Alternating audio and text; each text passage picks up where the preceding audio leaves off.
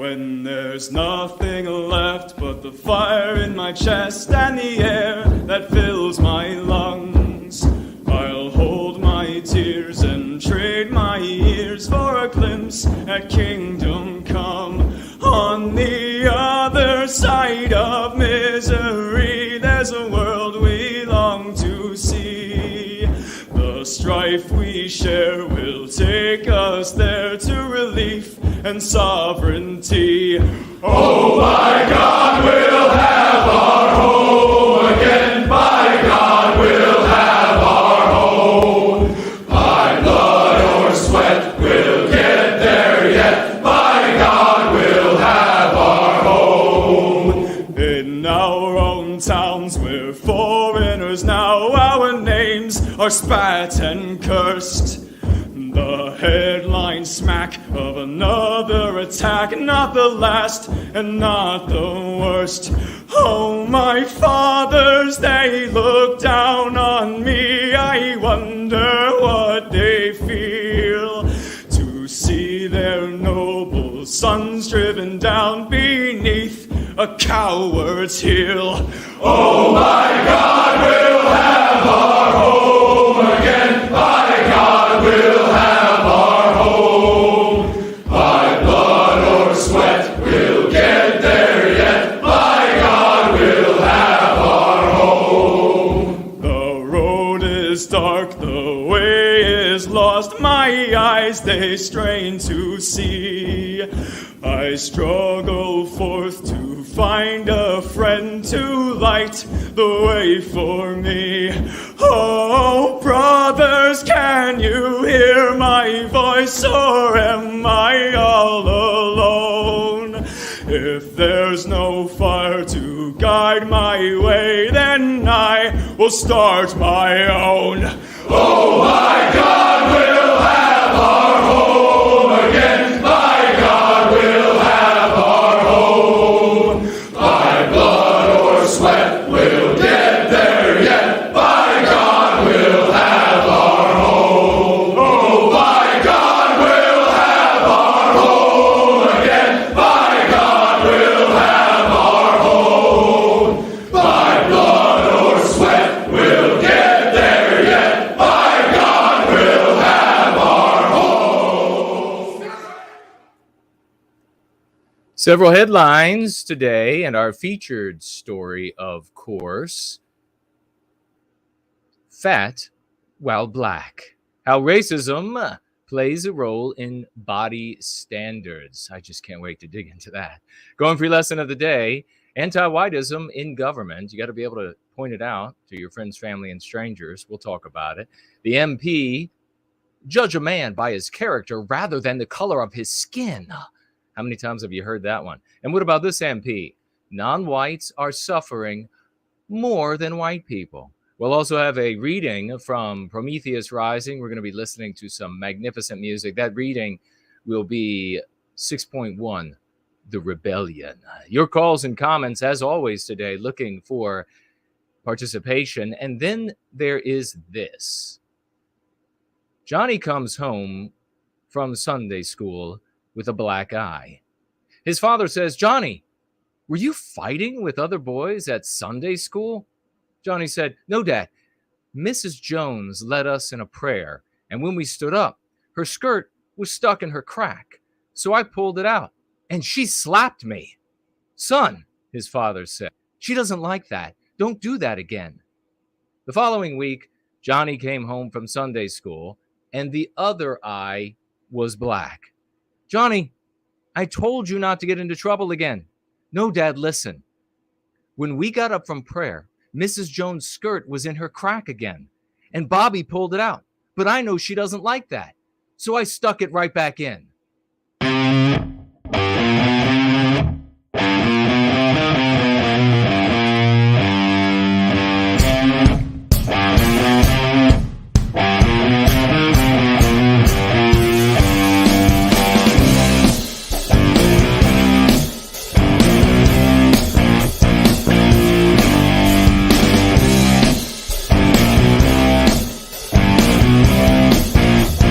No white guilt.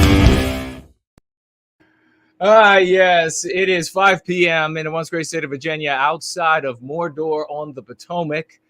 That means it's 7 in Sydney, 10 in London, and midnight in Moscow, and we are going free. It's great to see you all. Let me know the mic is working okay, and we're going to jump right into some news at the very beginning. U.S. warship arrives in Stockholm for military exercises and more aboard the USS Kearsarge in the port of Stockholm. Now, this is some sort of amphibious. The Kearsarge is some sort of a Wasp-class amphibious assault ship, which would mean it would have airplanes, helicopters, Marines, and it would be able to assault, of course, the land that is Russia up there in the north. Aboard the USS Kearsarge in the port of Stockholm, if ever there was a potent symbol of how much Russia's invasion of Ukraine has altered Europe, the sight of this enormous warship bristling with 26 warplanes and 2,400 Marines and sailors moored among the pleasure craft and tour boats that ply this port would certainly be it. Oh, I'm sure there's now, since everything is all women are integrated into every aspect of the military, I'm sure there's plenty of pleasure on the USS Kearsarge. And of course, this is a threat to Russia, and the numbers they always give, keep this in mind too when they talk about how many missiles, how many warplanes, how many Marines, whatever it is, how fast the ship can go. It's always less. It's always less because those are war secrets.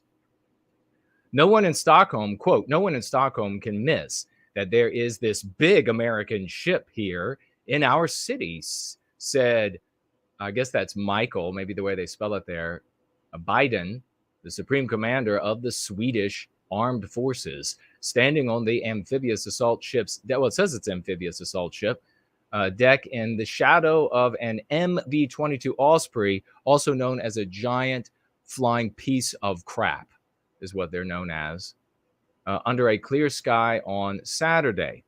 There are more capabilities on this ship, he marveled, than I could gather in a garrison.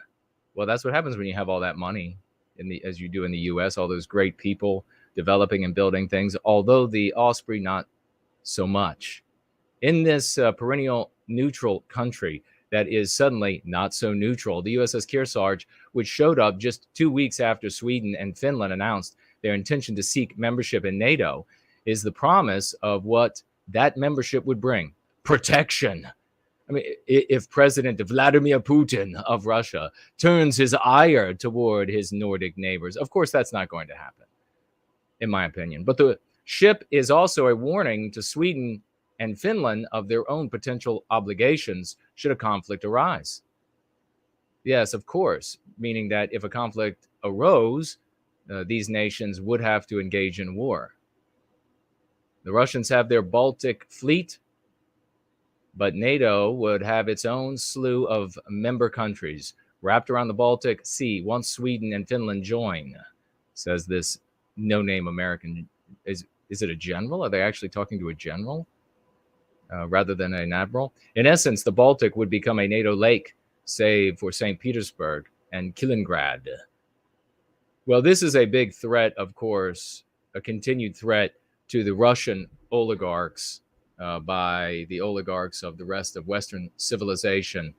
We'll speak to more to that in one moment. If you have any questions or comments over the course of this gathering, I want you to tag me. You can do so on any of the platforms that we are on.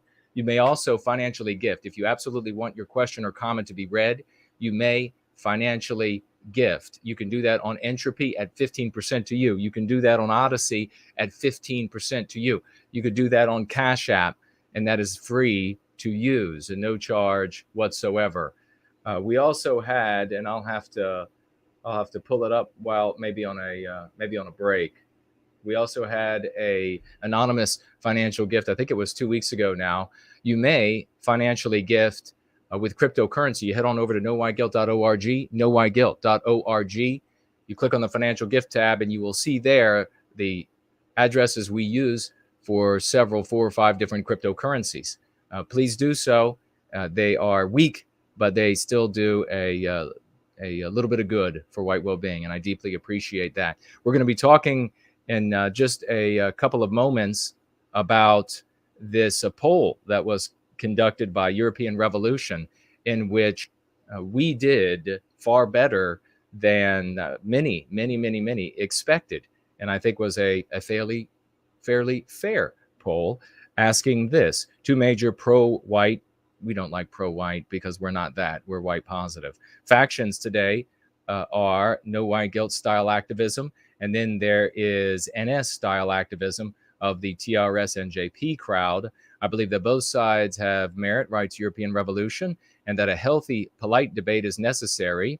He adds here, AF is only pro-white by proxy. Who do you prefer? So really, according to European Revolution, you got 2 choices in this world. And the first choice, and we'll get into this in just a moment, is has the benefit of inertia on its side, and all of the movies and etc. We have these warships moving in, a threat to Russia, a threat to Putin, a threat to the oligarchs there.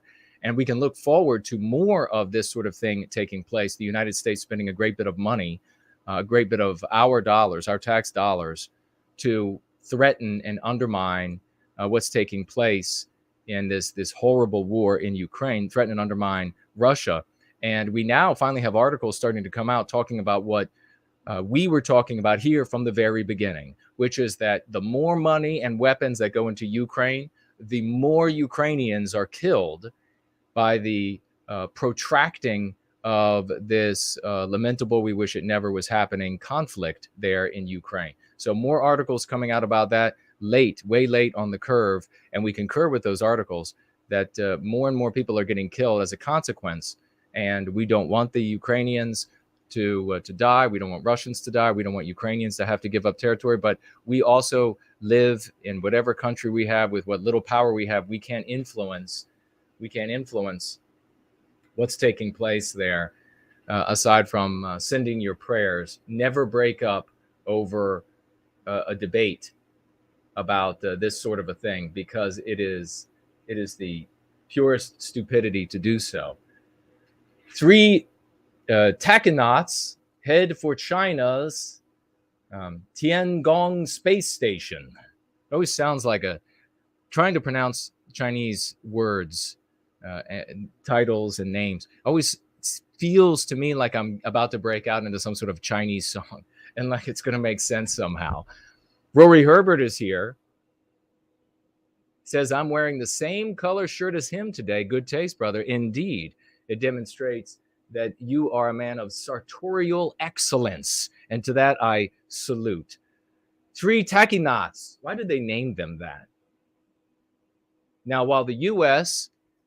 thieving our money for the benefit of anti-white oligarchs, thieving our talent, thieving our creations, thieving our ability, thieving our actual people, their blood, their treasure, their resources, their lives, their time, thieving it to go and threaten and intimidate and destroy and murder other people around the world. While that's happening, China is busy building space stations in space. And I don't know if you remember, but it was several years ago now that there were newspapers around the world, and I don't know if this is true or not. You can ask CNN or these papers, but there were media outlets around the world that were talking about the Chinese, was he an ambassador, who had said, while a bit inebriated somewhere, he supposedly had said, according to these news sources, and these are not like alternative media news sources years ago.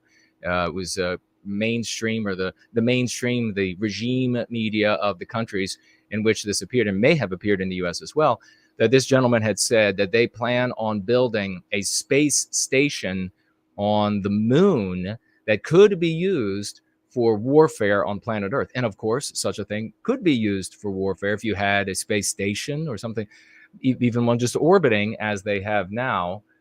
2 veteran Chinese techie-knots and a rookie blasted off atop a Long March 2F rocket Saturday evening, U.S. time, streaking into orbit and setting off after China's Tiangong Palace in the Sky space station for a planned 6-month stay.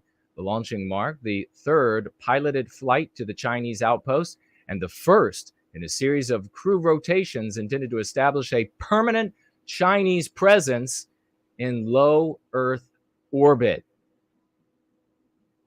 And then they talk here a little bit about, I guess, what time, more details about the time they lifted off. And after a computer orchestrated 4-orbit rendezvous, the ferry ship flew itself to an automated docking at a radio port on the station's core module, according to Chinese news agencies. The crew floated into the station after leak checks to verify an airtight structural seal. So do you hear that? Do you hear that? The Chinese are up in space, and supposedly one of their ambassadors had leaked that they were going to build their desire was to build a space station in space, a space station on the moon, so that they could wage war on planet Earth from those locations. And the U.S. is ever so worried about shutting down all production of oil, fossil fuels in the United States. Your gas prices, your petrol prices are going through the stratosphere, unlike our astronauts, but very much like the Chinese techie-nauts heading up into space and preparing to dominate that environment. You remember how important airspace is in warfare? Very important. This is even above that. So it's going to be more important. And maybe that's what Trump was thinking, or maybe just a little bit when he was thinking about Space Force, which ended up being quite a joke at this point. But the United States, very worried, thanks to the anti-whites, about shutting down oil production, causing your cost of living to go through the roof, and weakening the military with all sort of anti-white projects and experiments on the human animal, and then threatening oligarchs here on the ground where they shouldn't have been involved in any way, shape, or form.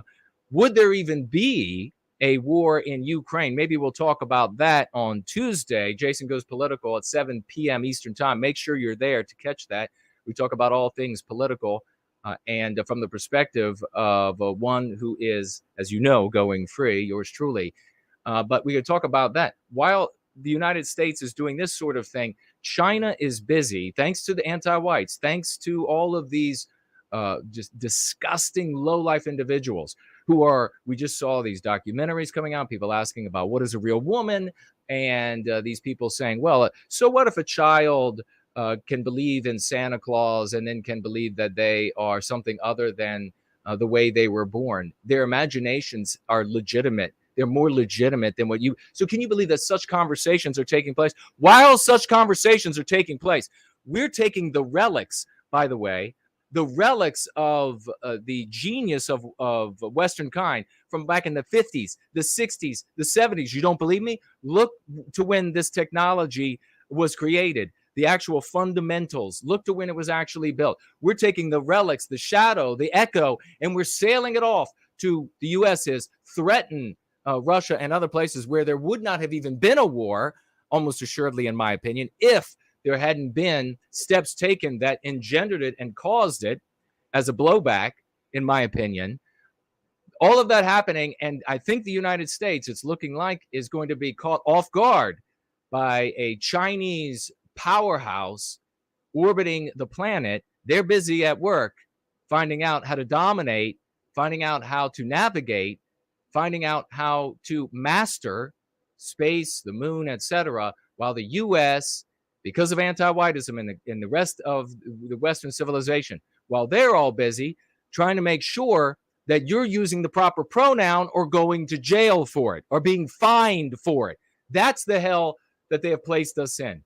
Let me jump over here, and it's great to see everybody. There's the great Jerome V., Western Kind Artist Life, Jim, the Way of the Warrior. That's a great name. John Doe. Let everybody know that we're here. Anglo-Saxon, I know he's going to do it. He's going to grab the URL and he's going to head out and he's going to share it on all the circles of influence that he has. We're going to jump over to this. Did you all see this poll that European Revolution conducted? This is very interesting to me. And after that, we're going to get into our featured story, how racism plays a role in body standards. FatWhileBlack! What was the cartoon, Fat Albert? This is amazing. We're continuing our series. We had Flying While Black, Driving While Black. Now we got Fat While Black. But before we get to that, in a moment, as we near the bottom of the first hour, two major pro-white factions, writes European Revolution. Contradictory, he's juxtaposing the two, are no white guilt style activism. In other words, white positivity, what we do here, love, hope, and redemption. And then there is the NS style National Socialist Nazis activism of the TRS-NJP crowd. European Revolution says, I believe that both sides have merit and that a healthy, polite debate is necessary. And he adds on the end of the question for this poll, AF is only pro-white. By proxy, who do you prefer? And he had nearly 1,000, I think it was nearly 1,000, somewhere like between 700 and 1,000 people who responded to this poll, participated in the poll. And as far as I know, neither community spread the poll among their different users. So there weren't any chat forums where white people in service to white well-being were pushing, hey, you got to participate in this poll. And I didn't hear that happening with the other side as well. So it seemed like a sort of a maybe more genuine, as a consequence, people coming across it and then placing their vote. More important than the vote, though, and we will get into these later in the gathering. Make sure you stay for those because it's very interesting and very illuminating. And I'll share just one before we go into our featured story, as we have a hell of a lot of fun here on Going Free. It's always so amazing to see everybody showing up. Great to see every single one of you. So ended up the poll almost being split right down the center, which is an absolute stunner, I think, to people who are white positive, because, and especially yours truly, because it has been an incessant, a lifelong effort for me to push back against white negativity, to push back against wanting to hurt non-white people as the substance of what it means to do something good for white people. And that, of course, is an imitation of what we see in the media. That, of course, what we argue is, and we're not all right, so it's open for debate, but in my estimation and many tens of thousands of others around the world in Western civilization, the people who care about the white race, and as I have articulated it, care about our well-being, not about dominating anybody else, care about nothing more than our well-being. And that is where everyone starts. Every white person starts off in this purely noble, heroic stance. This is happening to my people. It's happening to me personally. It's happening to the people I love. It's happening to the country I'm proud of. It's happening to the ethnicity, this white erasure, this white noir, this misery and destruction. I want to put an end to it. I want to stop it. That moment is a beautiful moment. And that is where every white person starts off. And then the vast majority of them, they look out into the world and they say, what does it look like to resist this anti-whiteism, which they don't know is called that until they come to us, right? Or they don't know that it was called that until all of our efforts to spread the name of that doctrine, that infernal doctrine out there, till they finally come across it and then deny that it was the work that we did. Just like the classless, just characterless demons on the other side, anti-whites. And they look out into the world and they see, okay, I see I'm supposed to behave like this monster. I'm supposed to talk this way, have these ideas, dress this way, want these outcomes, blame these certain people, etc. And they head that direction. And the further and longer and harder you head that direction, the harder it is, the more challenging it is to turn around and say, wow, that was really wrong. That's not what my spirit says. That's not what I actually believe. That's not what I actually want. I mean, I've had conversations with folks like this who will say the most outrageous, horrible things, because it's said in the TV shows, in the movies, in the books about what the villain is supposed to say and how the villain is supposed to behave. But then I point out to them, I'm like, you can't even shoot a squirrel. What do you mean you want to do this? You are acting, you are play acting, and this is awful. You're harming yourself, you're harming the people you talk to, you're ruining your reputation, you're not doing anything good for our people. In fact, you are legitimizing the arguments made by anti-whites. And if I were an anti-white oligarch, I would love the scenario where I have taught the entire population this is what evil looks like, and then I have taught the population of you, if you are going to resist me, you have to look just like that evil that I taught everybody is the devil itself, and we need to crush. That would be perfect. And so for so many years, you have this headwind against us. So you have inertia going that direction. You got to behave this way. But then you have the constant feeding of this is what's right. This is the way you're supposed to be. Here's another movie. Here's another sitcom. Here's another sitcom episode. Here's another book, novel, whatever it is. So this incessant, the ship has its like sails have been filled with play the villain ship. The USS Play the Villain is out there on the seas. Unlike the Kearsarge, maybe they're playing the villain a little bit because they're not really representing the United States or Western kind, are they? They're just representing the anti-white oligarchs who sent them over there. But the USS Villain, Play the Villain, sails are full and it's moving. Even if the wind all stopped right now, that ship would keep sailing that direction because of its mass, because of its velocity. It's already been moving. And that we would have to push against as well. Imagine trying to push against a ship that has inertia against it. But it's not just the inertia. It's not just that the wind had been pushing it. The wind is still pushing it. So the fact that the outcome of this, which I think is pretty fair, I think it's a microcosm of the larger macrocosm, the outcome ended up being those who are interested in white positivity, 46.4% of the respondents. Those who are in favor of being a National Socialist, 53.6%. That's practically split right down the middle. And that is astonishing. That proves to you that what we are doing now, what I've said, that this is a curative contagion, that white people will pick it up because they can see how it benefits them. They personally, their family, and more importantly, they can see how it's in tune with their actual spirit. Now, wait a second. This is why I got started in this. This is why I spoke out. This is why I ended up losing that job and losing my wife or losing my children over, was because I actually love white people. I actually love Western civilization. I actually want to put an end to the harm to white children. That's why I got involved. This resonates with me. I have said this to you all, that this works, and it will continue working.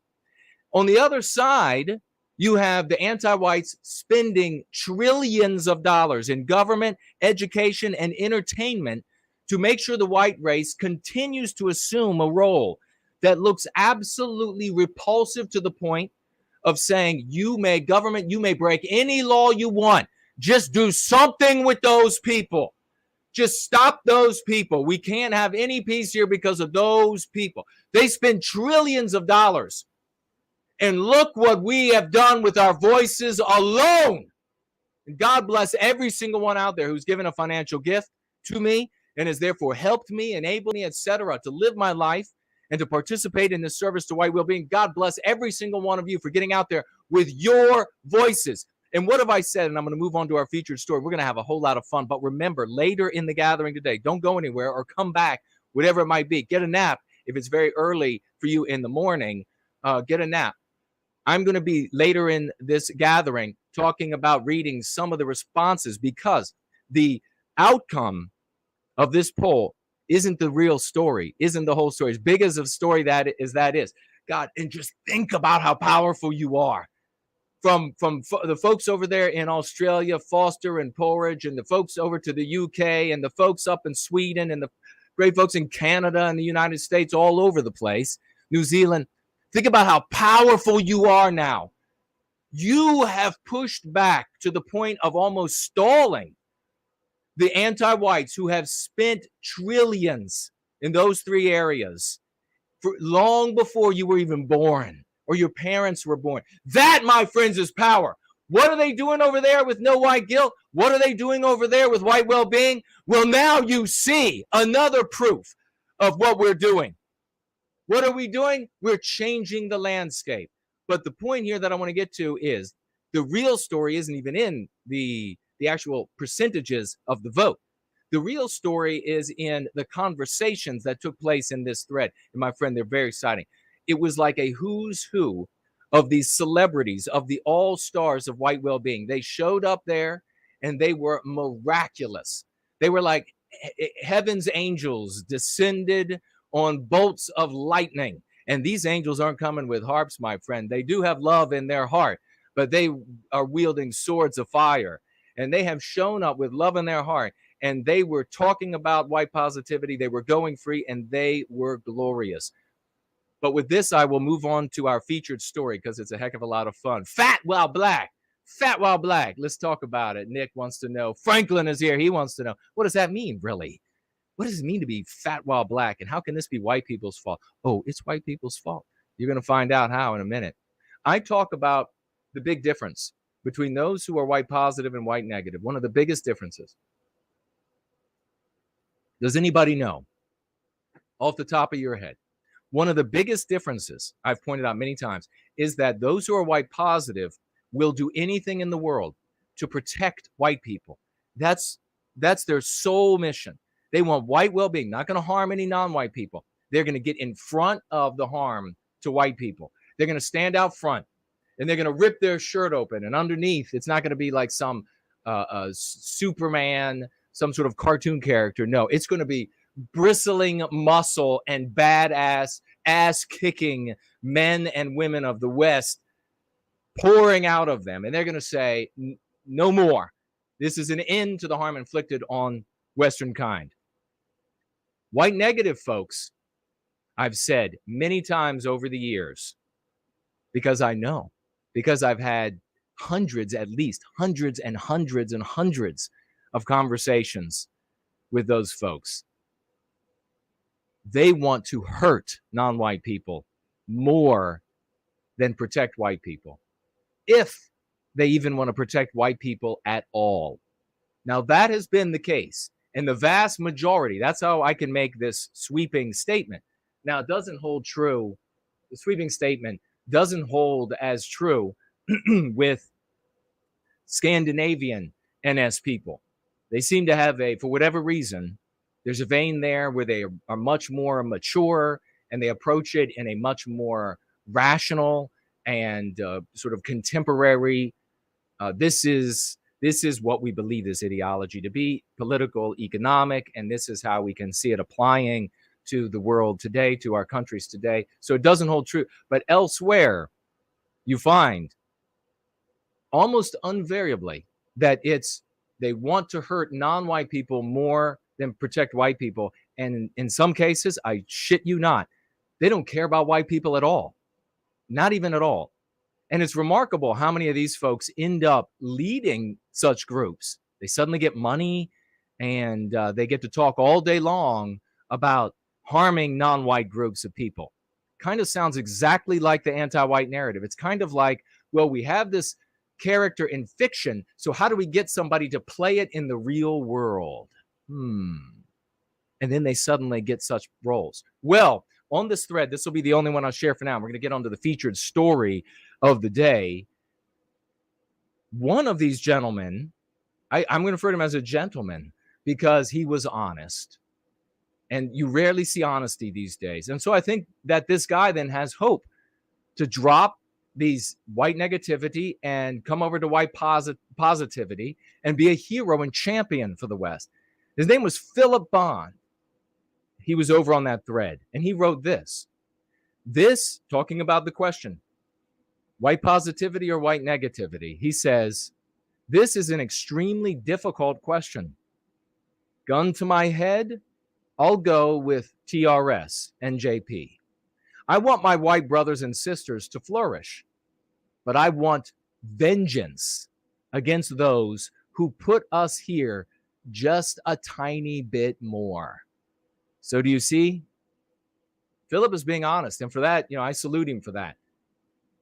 He wants to hurt somebody else. Now, what position is Philip actually in?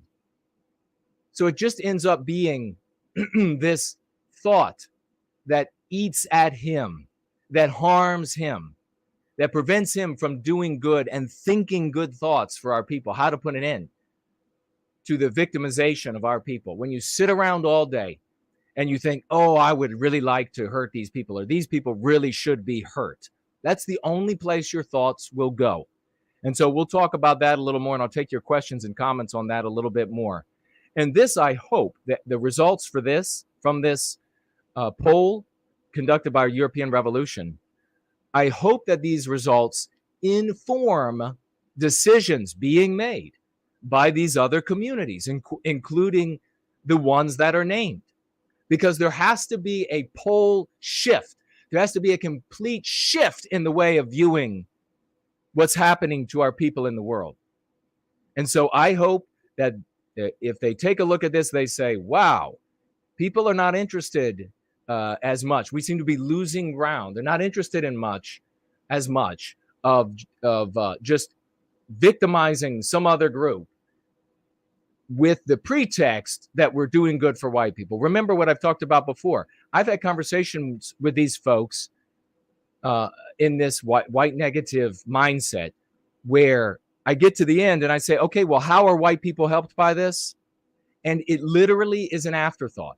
Well, if we get rid of all of this and we get rid of all of that, and then we do this and we get the vengeance here and the vengeance there, then, after the fact, well, white people would just be able to figure it out. Really? Why? How are you receiving like 10 grand a month to preach that? Where does that come from? We'll get into that a little bit later. But first, we're going to get into how racism plays a role in body standards. FatWhileBlack. I do appreciate everybody who's here right now and who will be here for the rest of the gathering.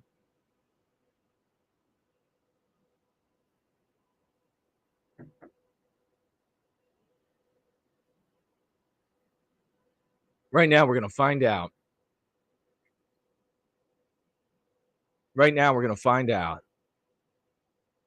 About what it's like to be fat and black. There's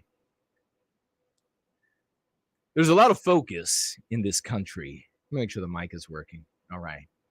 There's a lot of focus in this country on body size, whether it's on Instagram, in advertisements, or in Hollywood. First, I'm going to point out right away, there is a lot of focus. And have you all noticed that, excuse me, there are quite a lot of big people in advertisements now? I mean, like big people. They're not only non-white, but they're big non-white people, which is great for non-white people, not so great for white people, because remember, non-white people needed to see themselves in advertising to feel good about themselves. So do white people. Holds true for us too. And when they do put white people out there, the white people that they put in advertising increasingly are hideous. Not only are they playing the role, and it has been for a long time, of the dumb, the stupid, the ugly. We talk about that in Going Free. But increasingly, when they want to show us a depiction of white beauty, it's an ugly white person. I mean, just objectively. So we have noticed that. And then what you see on a peer-to-peer basis is reality pushing through the lies of anti-whiteism. If you have a woman on Instagram, if you have a woman on TikTok, I mean, I'm swiping through the Instagram and I see, or TikTok, whatever it might be, and like everybody, you see, whoa, stop at that one for a minute. You don't do that with something that is less than extremely attractive, right? I mean, that's normal. And so it comes through, it shines through. And I haven't read this article yet.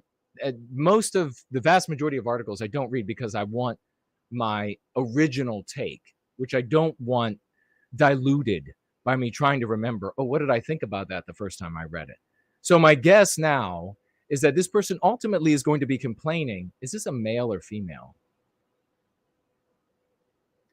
Tanya Mosley.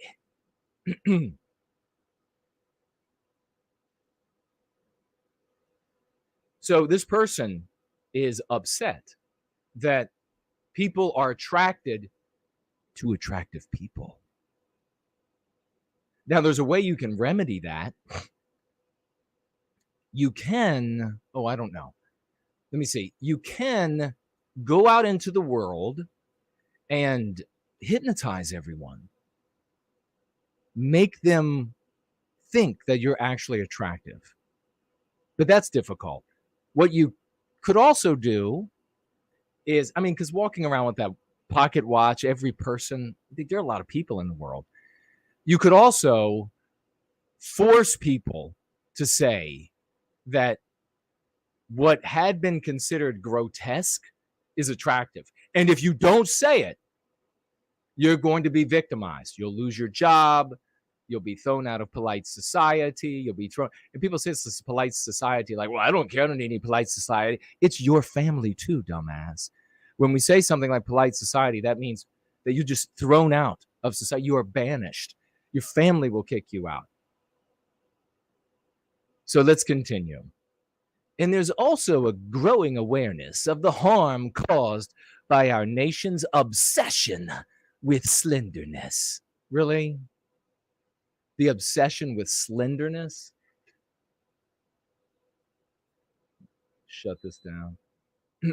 Believe it or not, it's getting too cool in here, even though it is 81 outside. Carrie says they're trying to invert everything. That's what anti-whiteism does, exactly. Why is it an inversion of everything? It actually just teleported me back to one of the smaller meetings I was at, maybe about 15 folks. And a guy gave a talk about the inverting of everything. And he claimed he was an erudite, very sophisticated guy. He went on and on about how, you see, this is an attempt to undermine human thought, and it's done by the XYZ. And he had this long, convoluted answer to what was going on. And ultimately, believe it or not, I think that was one of the guys who worked it back to the Catholics, the Catholic Church. Not the Catholics on your street, but the Catholic Church. And I was like, no, that's bullshit.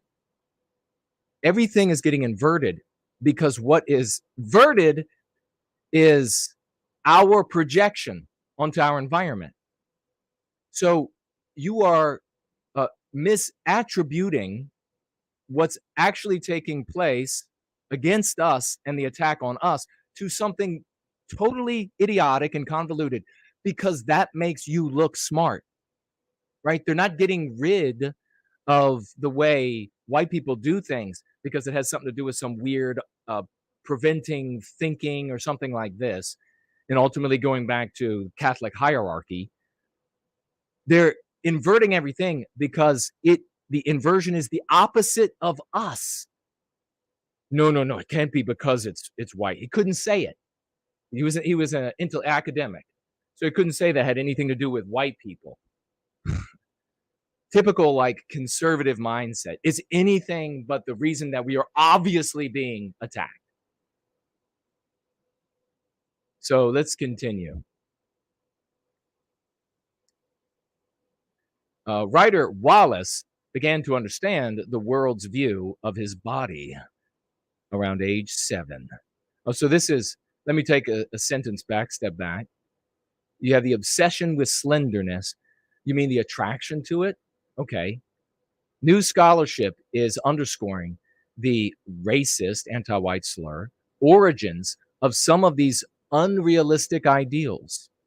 So, under the banner of anti-whiteism, you're an Asian guy out there, if you're a Hispanic guy out there, non-white Hispanic guy out there, the things that you find attractive are now wrong because the flag of anti-whiteism is attacking it.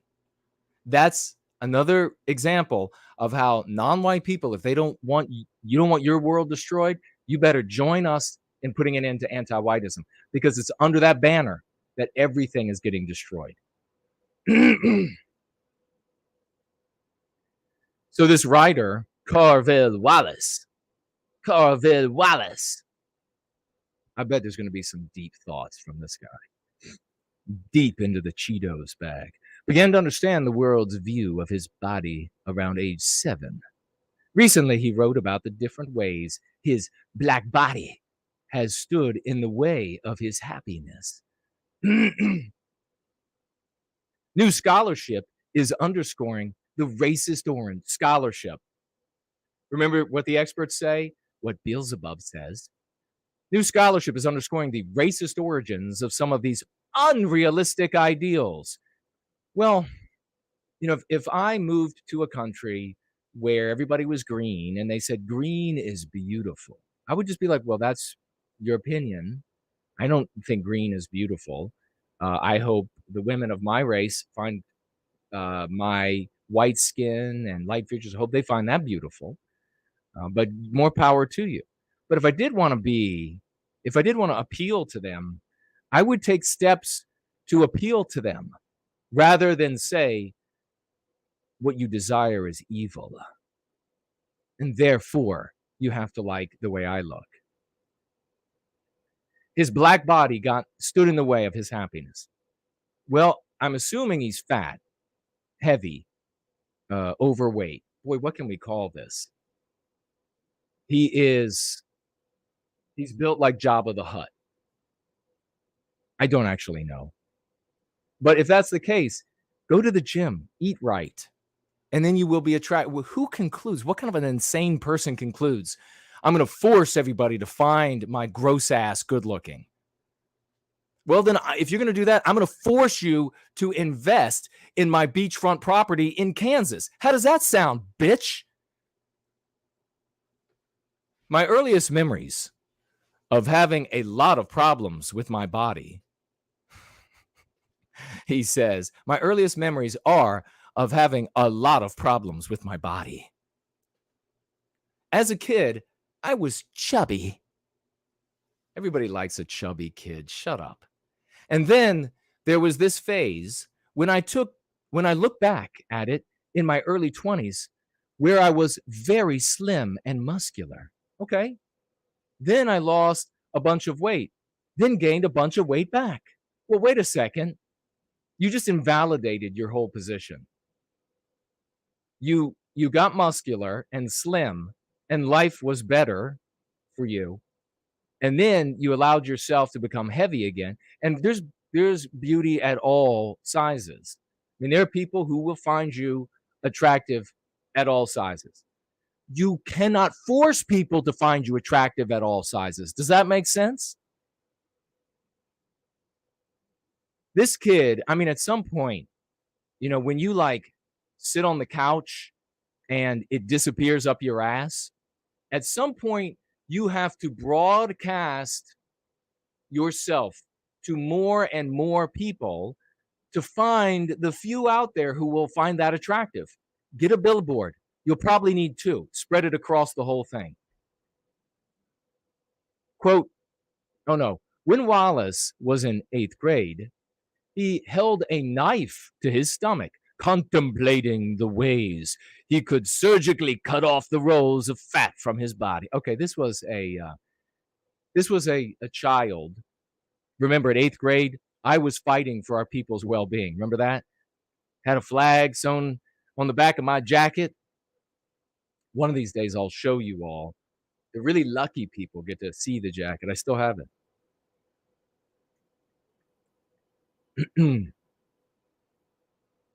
This kid needed professional psychiatric help. This kid needed a therapist. If a child is holding a knife to his stomach, contemplating how to surgically remove them, by 8th grade, we're talking about 12, 13 years of age in the U.S., that's more than old enough to know that you can't do that, right? So, number one, get him some plastic utensils and a bib. Number two, get him to therapy. The parents failed him here. He needs lots and lots of therapy. And an adult, preferably the father, should say, because the mother, we all know this. Most ladies, not all ladies, most of you are just like, oh, honey, you could just eat more. Yes, your little belly is hungry. Have more. Oh, you can't fit through the door. I'll bring the food to you. Whatever's going to make you happy, honey. Most moms these days. Most guys are still holdouts. They're like relics from the past. You know, they're like, well, we don't want to be so fat. Stop eating so much. Don't put the food in your mouth. Don't buy the food. I won't buy the food. Work out. Get your tubby self out there onto the track and start running. Start working out. Let me look at, and the moms will step in and say, oh, you can't expect him to have to do something. This poor little baby, big as the Volkswagen, you can't expect him to work out, you monster. We all know that's the American family, irrespective of race these days.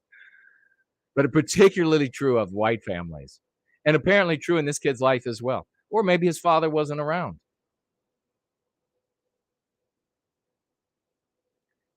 Quote, this kid from your 4th grade class can run fast.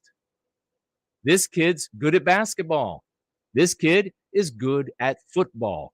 This kid can fight. Maybe in your neighborhood, that was not in white neighborhoods. When you're in 4th grade, you are not talking about who can fight. My God. No, that's not what we're like. Yeah, he's a good. I was known for being a great athlete. I was known for being the fastest. I was not known for being the best at long distance running. For example, there's another kid that could do that. But yeah, you break these things. There's a kid that was great at spelling. There was a boy who was pretty, and all the girls wanted him. There were a handful of girls, or a dozen or 2 dozen girls, that all the guys thought, whoa, those are the pretty girls at school. That's normal. That's the world. Wallace, this kid can fight. 4th grade. Wallace says, you don't have a body thing that you can do. It's in the way of my freedom and liberation. Oh my gosh. It's in the way of my freedom and liberation. Work out. And if you're big, if you're fat, if you work out, you can be good at football. You could be a lineman that crushes the opposition, and the running back can run forever. Oh, but mom says I don't have to run. It's hot outside, and she doesn't think I should ever have to get a boo-boo. With that, I mean, right now I'm guessing. I don't know. We'll keep reading. We're hitting the top of the hour. We're going to keep rolling, folks. I'm guessing at this point that he only is with his mom, because dad would probably be a little firmer about this. With abs, he thought, came power and respect. The ability to be unbothered and seen as human. Really, with abs. That's white people's fault, apparently. That's why it's not something that most women drool over. I can speak from experience. But it's something that white people, that we are forcing upon you. That you have to have abs to have power and respect. The ability to be unbothered. And so if you don't have abs, you're not human. Nobody sees you as human. So the best part about this, and this is why I say you got to focus on what the anti-white is really doing. Because you could jump in, a conservative content creator, thought leader could jump in and say, well, black people have abs. There are black people with abs, both male and female. And Asian people have abs, male, and they'll run through all the non-white groups that have abs and then conspicuously leave out white people. So that this guy doesn't know. No. He's coming after the white race. He's holding up the banner of anti-whiteism. He will harm others as collateral damage to do victimization to you. And if your thought leader, content creator is not telling you this, they're only giving you half the truth. And they give you half the truth, that means you're still eating half the poison. And half the poison kills you. With abs, he thought, came power and respect. That's what I always thought. When I wouldn't even have to show them off. It happened. It like radiated. People knew. And that's, for the first couple years, I thought, why do everybody keep throwing themselves on their faces and kowtowing to me and doing weird chants? And why are they doing that? And then I was like, oh, it's the abs. It's the abs. That's why I'm seen as human.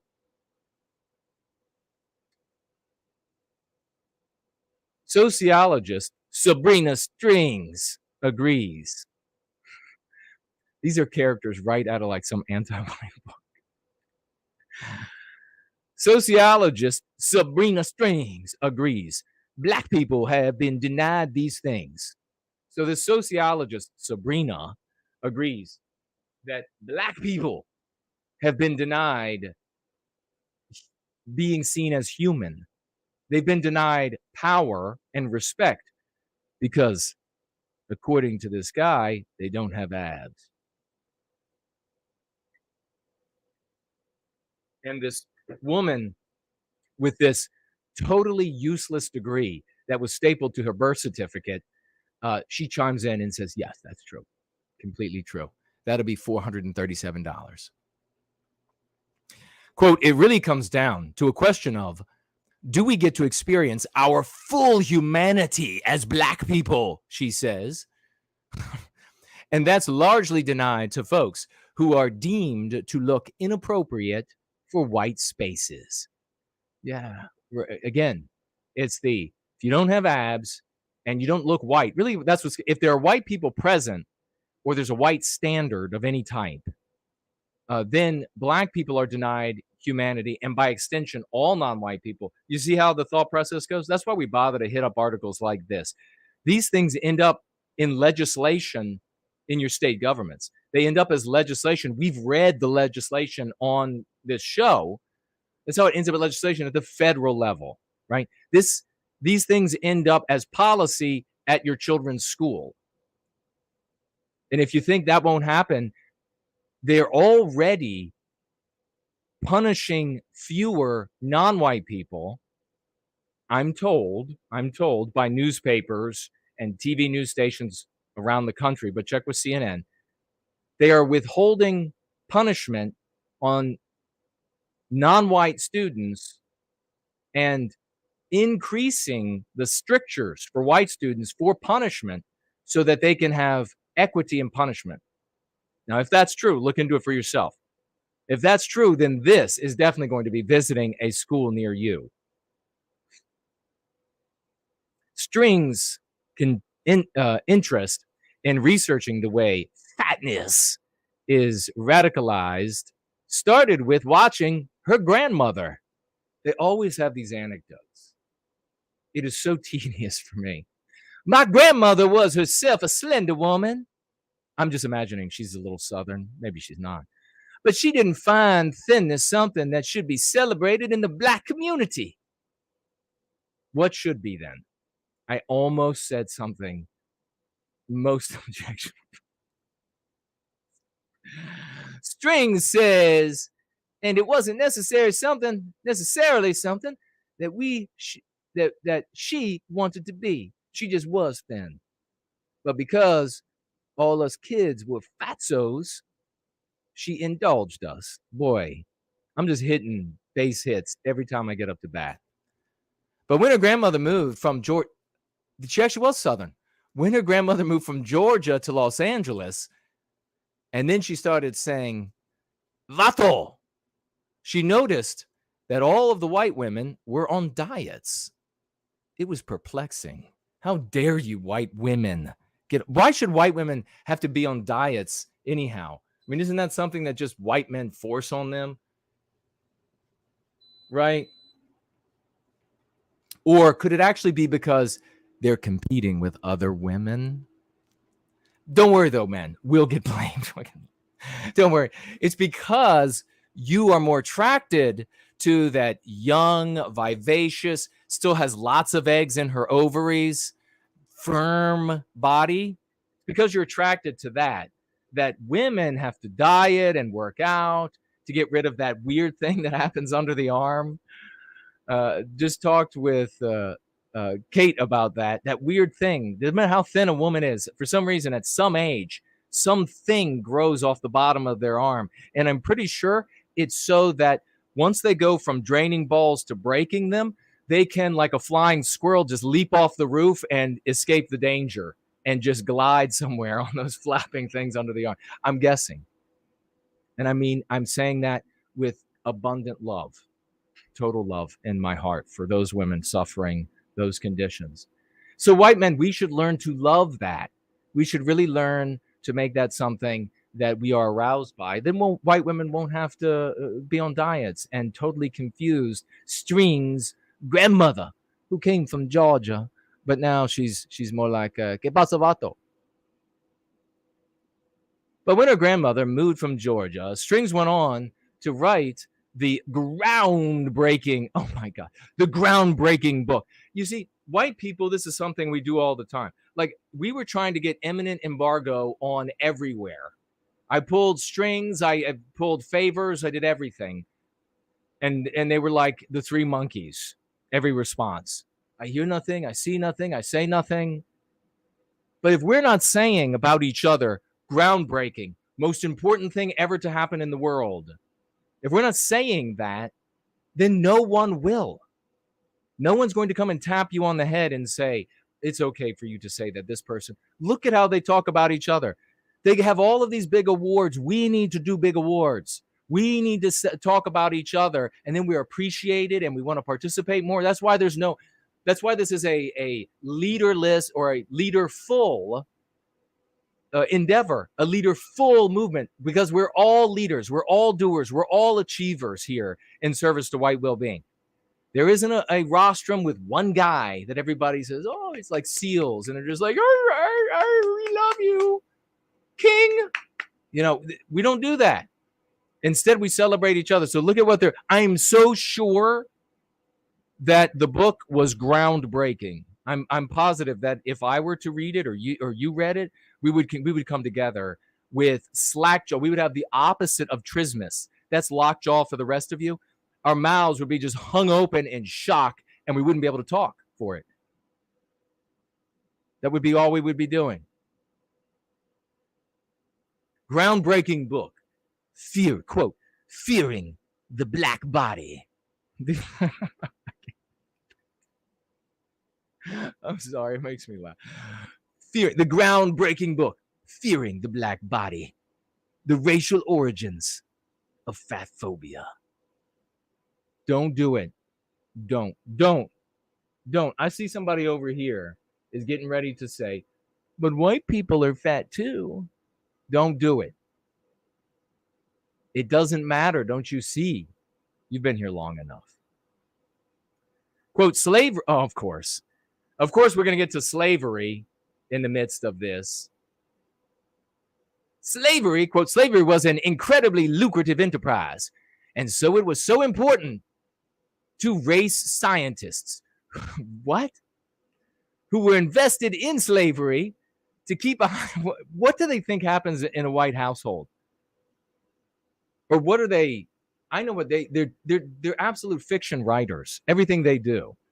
I mean, for them, for anti-whites, the typical white household has like a laboratory. There are beakers and petri dishes, and our hair is all messed up, and we're busy like working on pseudoscience that somehow works in the real world. And so at the moment we're in bed, eyes open up, and then the first thought is, how do I harm some non-white person out there? That's first thought. Then we throw on the lab coat and we get to work. The race scientists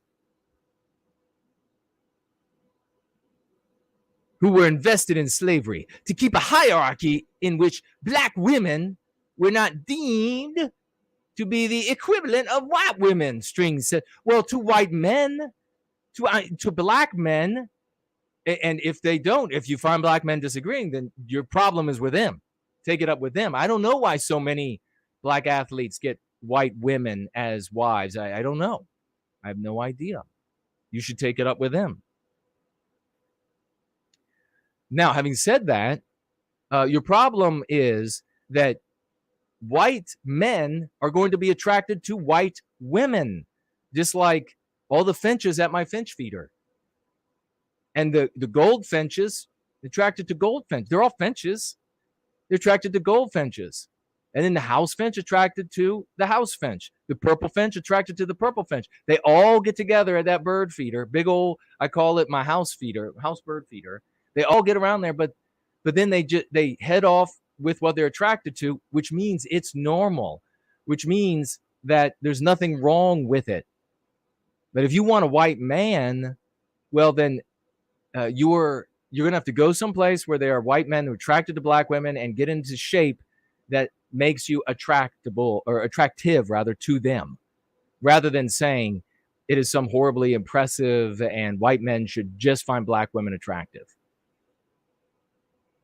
A focus of that hierarchy became a white obsession with body size. White obsession with body size.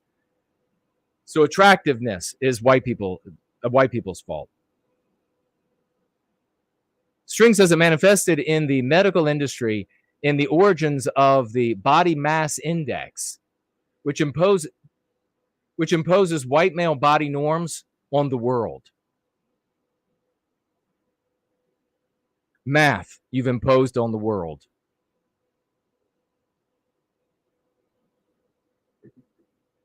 The compass direction where the sun rises, imposed it on the world. Things falling when you let go of them. You're right, white man. You imposed it on the world. And for that, you get to be victimized. It's also present in the fashion industry through waist trainers and body shapers that sought to eliminate the black body while at the same time constricting it. No, that is not even, and that's actually the end. Thank God. But I was waiting for them to begin their argument. They don't make an argument in this article. Quote, whiteness always, their term, remember that, included an element of desire for blackness, Strings says, even as they're trying to distance themselves from us. What? That is dumb. Whiteness always includes. So you're saying that we came up with a standard for beauty that excluded you, but at the entire time we desired you. You're complaining about our standard of beauty. I mean, this can only take place in the mind of a retardus, hateful person, anti-white, just hateful person. Can't get into shape, so destroy Western kind, victimize Western kind, white erase our Western civilization. You think, and clearly this black female here wants a white man, and that's why she's complaining about the standards of beauty. And she probably also wouldn't mind a good-looking black man, but she's maybe even out of the range of those guys as well, and so they're not attracted to her, and so she wants to blame her inability to find a date and sex and I don't know her personally. Maybe she wants a marriage and children and happiness. More power to her. And so, for that, I feel bad that she can't find a mate. But it's not my fault. You need to lose weight. You need to get into better shape if you want to be attractive. It's just nature. And you're not going to overcome it, no matter how much hate you have for Western kind and Western civilization, no matter how many ways you articulate that hatred for us, no matter how many ways you think that we need to be white erased and undermined. it's not going to make life better for you. The white guys that you want to be attracted to you, they still won't actually be attracted to you. You can't force them to make them want you. And the black guys or whatever other race of guys you're trying to get attracted to you, same thing holds true. And you know what's really scary about this is the exact same arguments are made when it comes to white women. Well, the reason they don't want to marry and date and have sex with and reproduce with non-white males is because of these standards of attractiveness. And therefore, these white women are heretics. They're the anti-white slur, racist. And we know from all the white women, every guy out there has talked to white women who have shared with them, and some of them really not even wanting to share it because they were so wrapped up and mired in the anti-white narrative that they felt bad about even telling you, that they have had non-white males say to them, you got to get with me because if you don't, you are a racist. Well, folks, we have to absolutely step in. We got to do that thing I was talking about earlier, white men, rip the shirt open and let the power of the West become the shield for our people. And I'll be right back. Exactly what people think, and this is extremely dangerous to our democracy.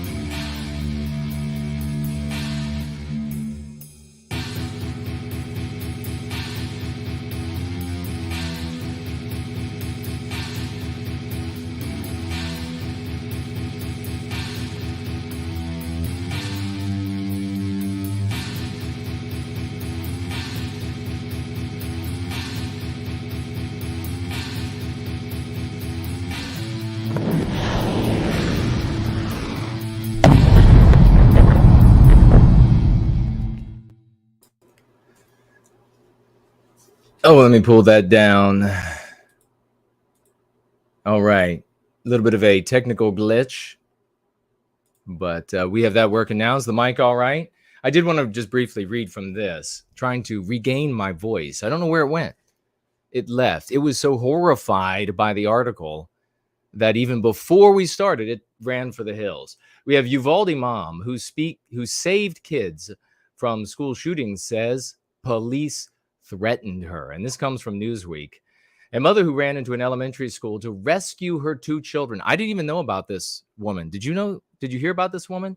Such little news about the details of this shooting are making its way out to it's like trickling, and each thing that comes out, we find out that, or at least we're being told by some agencies, was initially squashed, initially prevented from reaching folks. And so this I didn't hear about it. I don't know if anybody else did either. During the mass shooting in Uvalde, Texas last week, says police threatened to violate her probation for speaking about the incident to reporters. So apparently, Angeli Gomez was on some sort of probation. She had been a naughty girl somehow. She also apparently refused to obey the police officers when they said, you can't go in the school. And then when they also said, you can't tell anybody we told you not to go in the school, she went ahead and told people that as well. So she seems to be a bit of a contrarian, this Gomez. Angeli Gomez told CBS News on Thursday that she was forced to rush into Robb Elementary School after watching police fail to quickly respond to the deadly shooting. A total of 19 students and 2 teachers were killed when 18-year-old Salvador Ramos entered the school and opened fire. And we saw, of course, there are several, I guess, content creators in the mainstream. Tucker, for one of them, ask, where did this Ramos get the money for those very expensive firearms, and why did he buy them at the most expensive price that they were being offered? Those are legitimate questions to be asked. I don't have the answers for you. But it seems almost like this guy who was working a drive-thru at Wendy's, apparently, for him, somehow money was no issue. And rather than drive a little further to get the exact same firearm for much cheaper, he just bought these things for the price that they were being offered. So legitimate questions to ask. I'm not involved. I'm just observing and sharing what others have said. After speaking critically about the incident to media outlets, Gomez said an officer threatened to charge her for violating probation on an unrelated charge for, quote, obstruction of justice. So somehow she was a naughty girl, and she claims that law enforcement said to her, if you tell anybody, we will move forward with these charges on you. However, she added that she spoke to a local judge who assured her that she was, quote, brave, and that she would not face legal repercussions for sharing her story. Her account comes amid a flurry of similar reports from parents and relatives who said they were on site during the devastating massacre and watched as police failed to intervene. Gomez told CBS that she arrived at the school while the shooting was still taking place and found that several armed officers were standing by outside. She said she begged and screamed for officers to go into the building to save her children. But the police seemed more concerned with containing parents than entering the school. One U.S. Marshal allegedly handcuffed Gomez and told her that she would be arrested for being uncooperative at the scene. What absolute goons. I mean, what absolute goons. Quote, he said, well, we're going to have to arrest you because you're being very uncooperative, she told the news. I'm going to tell you what, if I had children, if I were seeing children being shot up or being murdered with a hatchet, or a knife or strangled to death or whatever somewhere, and it was in progress, I would go right in. There would be no stopping me. Can you imagine the impudence of police officers saying you can't go in? You're not allowed to go in. You know, if I were a cop to save your children or to save the children, if I were a cop and I had received an order, which some mainstream outlets are saying, are implying the news might come out about, that they were ordered to stand by from somewhere above. If that is the case, and I was one of those cops, I would just say to all the police or to all the parents that are there, I might walk by them quietly and say, you're not allowed to go in there, but if you all go at once, if you all just make a run for the building.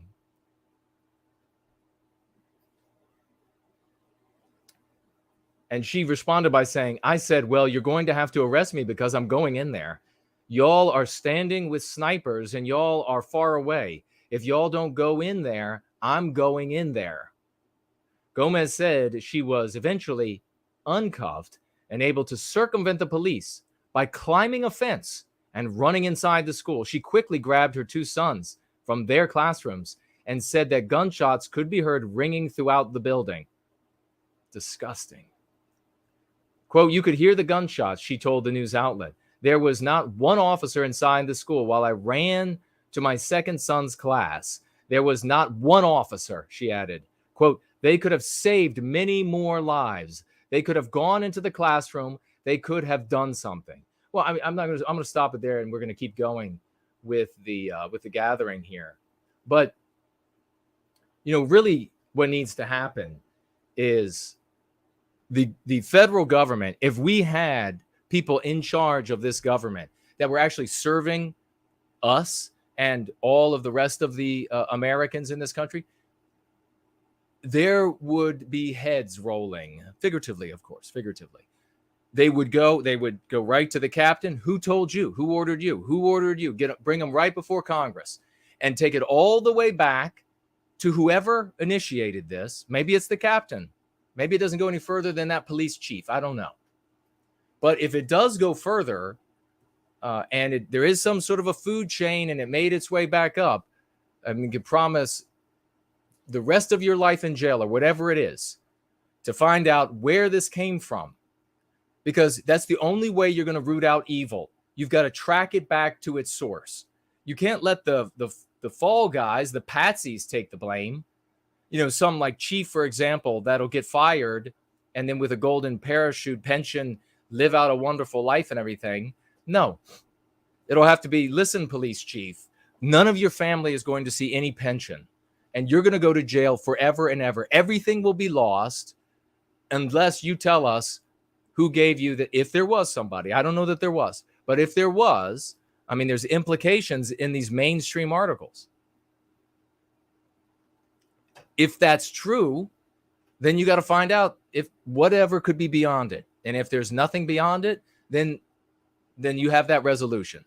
But if there is, then you have that resolution. Let's see who is financially gifted thus far. We have 3 over here on Entropy. Wonderful champions. Get out your raucous emojis, please. Your 07s. Remember, we were talking about celebrating the groundbreaking book. Celebrate right now, Dude Bro Moment, who financially gifted $50 and he writes with those $50 for white well-being. Amen. Thank you for being such a champion, and we're stunned by your munificence. God bless you, Dude Bro Moment.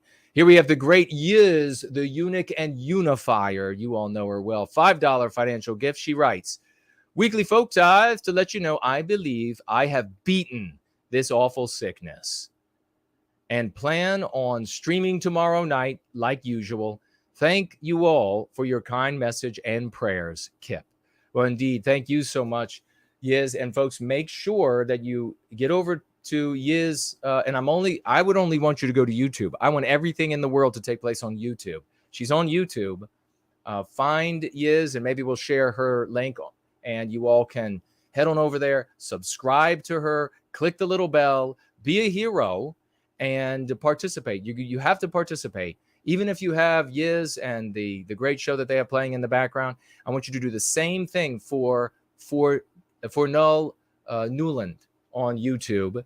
And you can follow him, because after Yiz is done, Null gets on there, and he has a fabulous get together as well, show on there, listening to music. I'll be there and I'll be working. So if you wanted to chat with me in the live chats, you can reach out. Make sure you follow both of those wonderful champions. And thank you so much, Yiz, for the $5 financial gift. And it's great to hear that you are recovering from your illness. Promethean Promulgation. He reached the $20 mark with a $25 financial gift. Let's get some 07s for him as well, and some Raucous emojis. He writes, I went to a restaurant with an NWG sticker on my laptop. How cool is that? What happened? And the GM told her employees to kick me out under the pretext of recruiting a personal friend that already said he was quitting his job there. Okay, so there was a friend at this work who said he was quitting, he was leaving, and the manager told some of the employees, go kick that guy out because he's recruiting. So I'm curious, when she said recruiting, did she mean recruiting for another job, like at another restaurant? I especially now I know, because there's so many people who are not going back to work. Everywhere is struggling, trying to get folks to work, since the anti-whites who call themselves Democrats are busy paying people to stay home effectively, in my opinion. And everything I say here is my opinion, so you can take it or leave it. But paying folks to stay home so they don't want to go back to work. It makes perfect sense. And so they're fighting for, maybe you've seen it where you live, these help wanted everywhere, will pay you your first check right away, all of these sorts of things. So I'm curious, you can write into the question widget, brother, if it was for that or recruiting to be white positive, to be an advocate for white well-being. He goes on here, finishes with, they refused to kick me out. And many said I was based. Damn right you're based. That is great. That is a great story. Are you based because you're white positive? Is that why these employees were saying that? That would be awesome if that were the case. Based. Like all the Groyper guys say, they love the based. What else do the Groyper guys say? All the Groyper guys, I'm a bit of a secret pleasure, if you didn't know, for the Groyper guys. A lot of the Groyper guys, they're like, hey, go listen to that No White Guilt guy, but don't tell anybody else. I think they say based, and I think they say keck.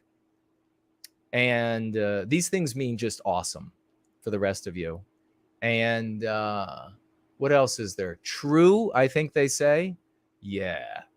They show up and they write me and they're like, you're totally based. You said this, true, exclamation point.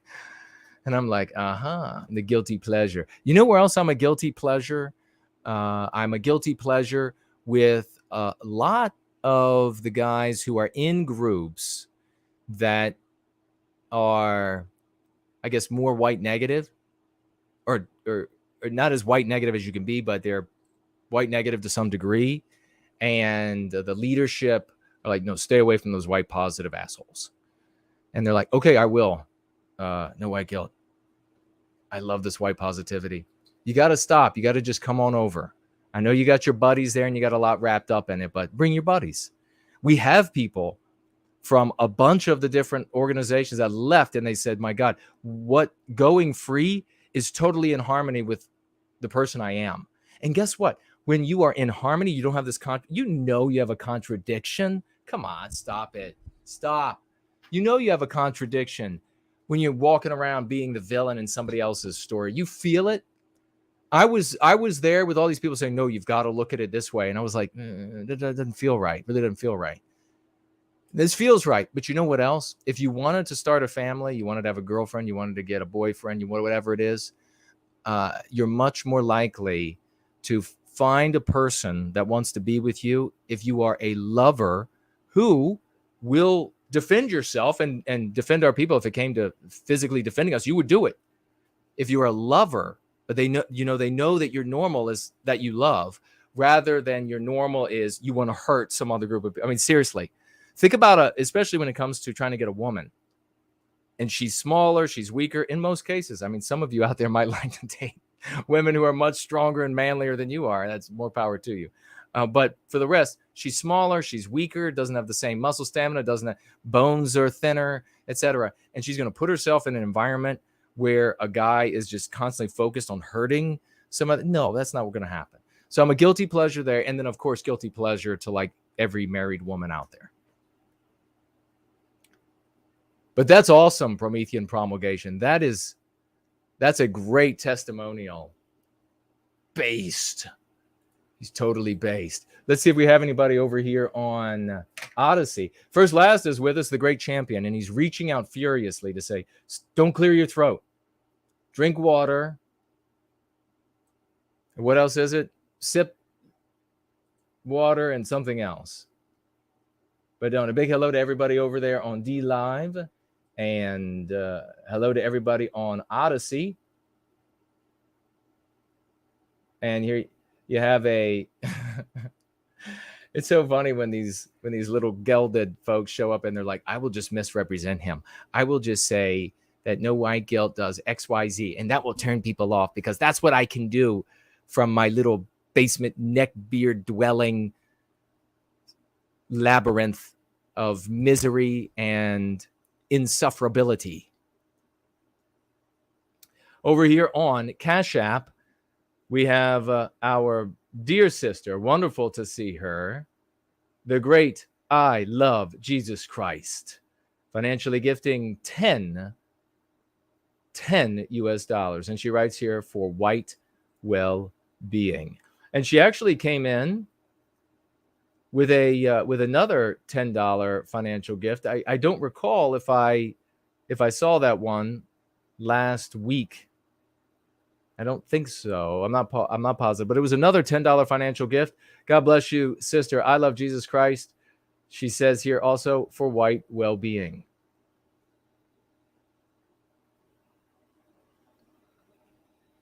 All right, and that's blank. We can turn back to what we're doing.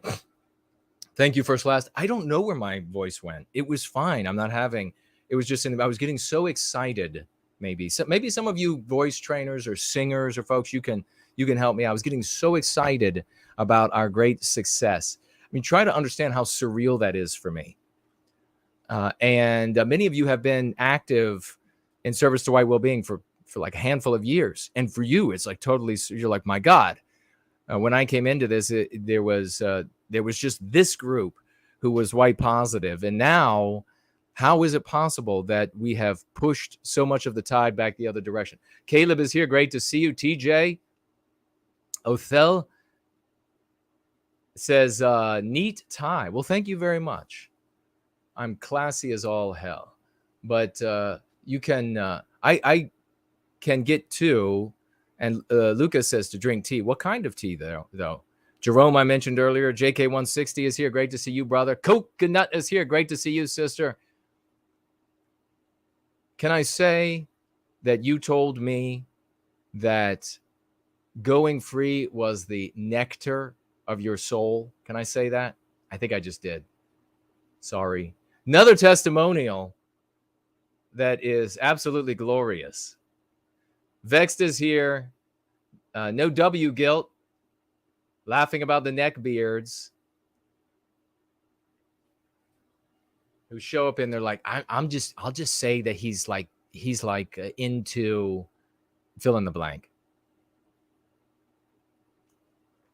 It's not like Jason has tens and tens and tens of thousands of hours of recorded video, audio, books, history, speaking at events, being in meetings. And I mean, it's not like there's all of this evidence to the contrary of what your little claim is. But you just trust. Go ahead, and it's going to work. It's going to work out for you. It's going to work out for you. Yeah, and go and buy another bottle of Extends, because that's going to work too. Mr. Fookers is here. Hairway, great to see you. Promethean promulgation, construction work. Everyone said they loved the sticker except one person that tried interrogating me for something to demonize. She failed. So you had a construction site? Really? How many women were at the construction site? Like the one woman? Because they're usually not fighting to get you to get into the construction jobs, are they? They don't show up at like the sewage treatment plant. They don't show up at the guy who's like pumping turd out of the outhouse and say, where are all the women? Where are they? Let's get more women in this line of work, starting with me. Doesn't happen. Fernand is here, the great champion. He writes, Keck is laughing. Okay, Keck then is not, it means laughing. But they don't. I saw some clips where they were saying Keck and they weren't laughing. So are they saying that it's funny, but they're not showing like a jovial face? I'll get your lingo right yet. Biospirit of the West is here, great champion. Oh, this guy. Some things I'm not allowed to say. A great champion. The great Brant Danger is with us. And will be with us tomorrow on tap. Jared George and I will be talking with the great Brant Danger. Make sure you're there. What is it going to be? 7 Eastern, Brant? And we're going to be talking about Update School of the West and all the great stuff that's happening there. Get your kids enrolled. And let's see, anything else? Probably talking about current events, that sort of thing. The great Elaine Sabatino, we're with you talking about you and your the wonderful things that you sent, the little treasures. A little bit later, Brad the Impaler is here. The great Mrs. Jess Horst is here. Okay, we'll come back to all of that. We're going to get to the Going Free lesson of the day. I want you all to participate as much as possible, because that's how we're going to improve, and we're going to find out the ways that we can best communicate, how we can liberate ourselves from these poisonous thought ideas that are, or concepts that are inside of us, that were implanted there, that we were infected with by anti-whites. And we see Promethean Promulgation says, I'm at a restaurant, and a friend there wanted to work with me at IC. The friend wanted to work at the construction company, but the employees there would not throw you out. That is based, because you are based. Victorian Time Traveler says Keck is an Egyptian frog god. Okay, is it? I won't invoke that, I don't think.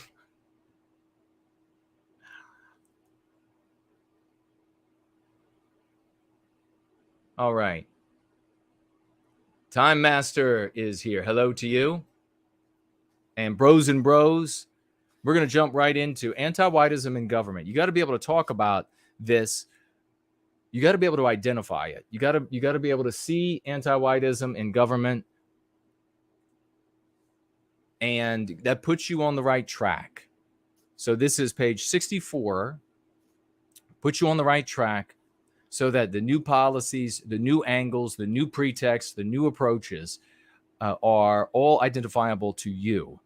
If they're identifiable to you, you will begin the process of going free, following the practice.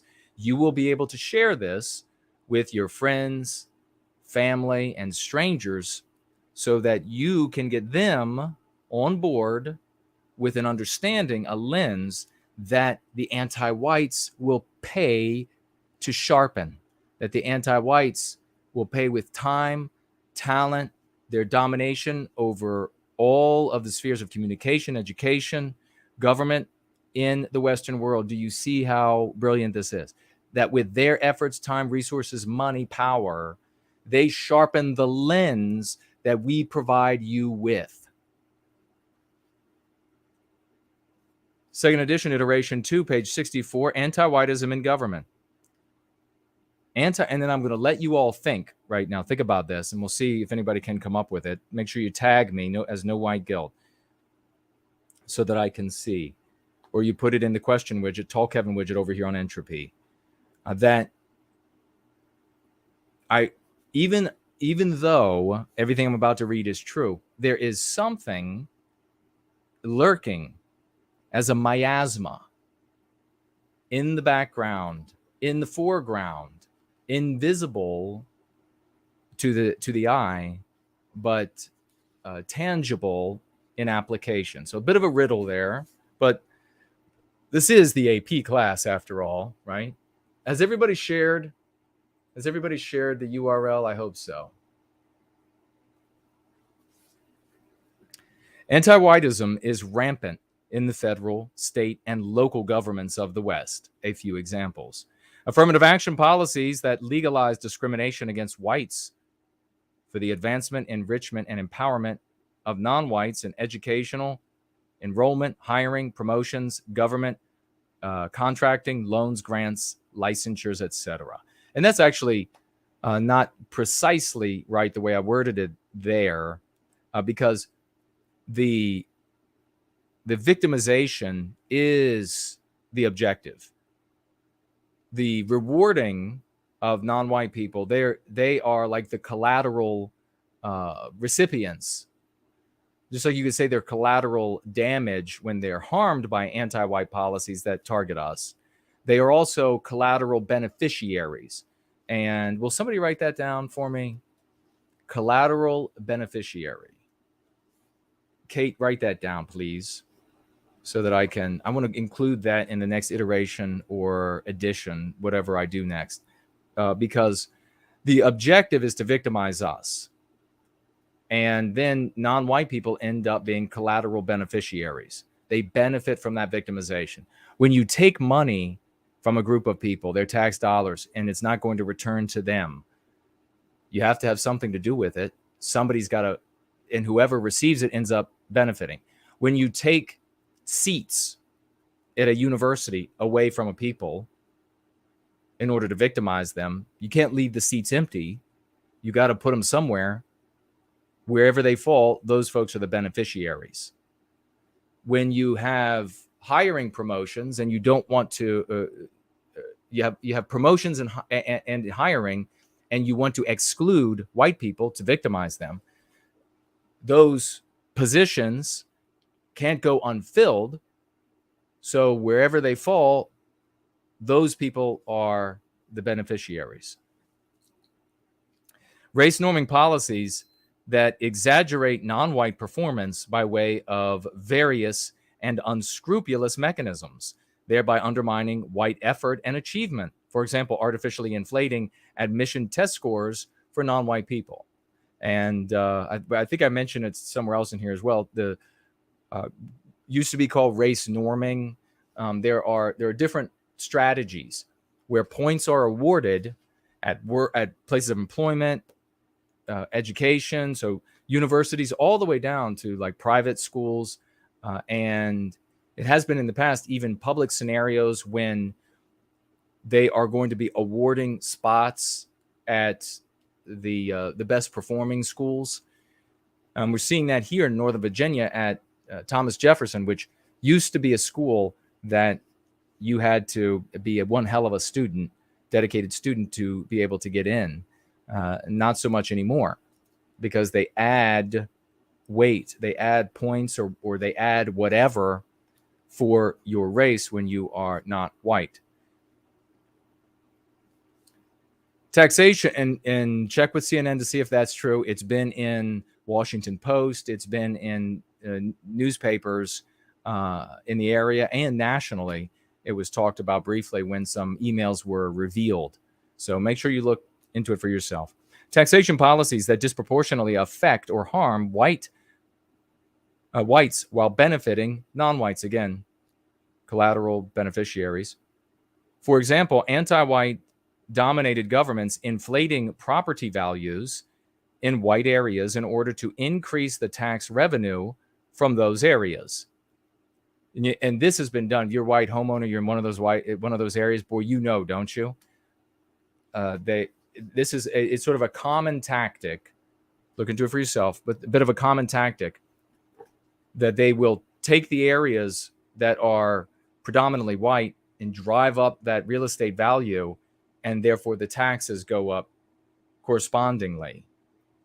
Failure to enforce laws that intentionally and unintentionally accrue to the benefit of Westmen. You can think of those on your own. We don't have the time to dig in deeply with a lot of examples for each, but we do have one example here. For example, laws protecting the nation's borders from illegal, let me back up, protecting the country's borders from border crossers. No human being is illegal, as you know. Immigration and welfare policies that prioritize and fast-track non-white applicants while retarding and protracting the process for white applicants. How many of you all had an experience where you were maybe a workers' comp case, and especially in vis-a-vis the government, and the case is just protracted, and the person handling it, they will deny you payments, they will just start ignoring you. That this is common. A common experience of white people. Changing the names of roads and schools and landmarks that honor Westmen to supplant these celebrated whites with non-whites and anti-whites. And of course, both non-white anti-whites and white anti-whites. Selective application. So as another example of anti-whiteism in government, selective application of rules, laws, exemptions, waivers, and subsidies on the basis of race, again, for the benefit of non-whites and to the detriment of whites, but only when they're collateral beneficiaries of these things. For example, the refusal of the regime to enforce laws when non-whites loot, riot, and commit hate hoaxes. By contrast, the regime has illegally shut down legally and constitutionally permitted rallies organized by advocates for white well-being. You know, of course, you all know, about events like Charlottesville.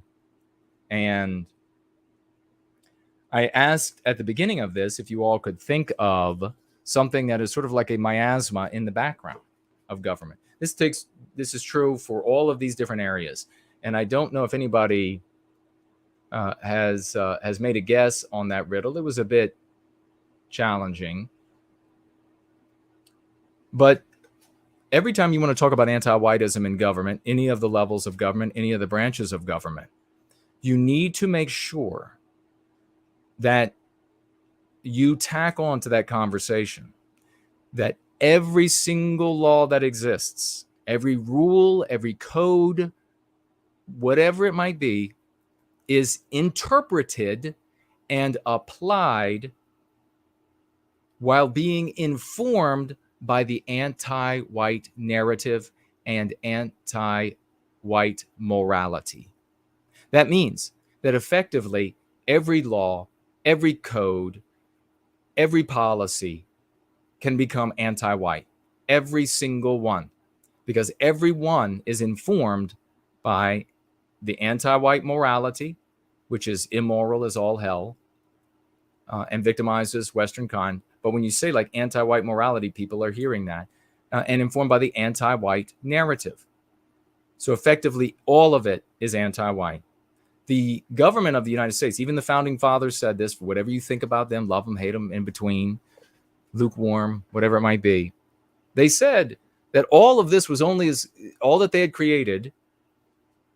And surely some of them were honest in trying to make it a system that worked and rewarded industry and intelligence and effort, etc., for Western kind, specifically outlining that. But ask CNN to see if that's true or not. They said that even this system is only going to be as good as the people that run it. And they were talking about almost entirely, of course, Westmen who were Christian and were operating by way of the Christian morality. So they were self-policing, for example. I'm going to go to hell if I do this, even if I could get away with it, right? Well, they were right, because the system is no longer dominated by Westmen who are Christian, who care about our people and doing what's right and America. Or think of this holds true for all Western countries. Now it's populated by white and non-white people who are anti-white to the core. And so every single law and rule, even if you can't remember any of the things I said here or think of any on your own, or come up with, maybe you in your GFC, your Going Free Club, you all have come up with 50 examples. Even if you can't remember any of those, on that moment of the conversation you're having with a stranger or family member, you can always say every single thing is anti-white because it is interpreted and applied by anti-whites and informed by the anti-white morality, anti-whiteism, the doctrine, the anti-white narrative, the world that the anti-whites force us to live in, the fictional world. So you're welcome. Let's jump back to, I'll take a quick look to see if you all are asking questions about that or making comments, and then we will proceed.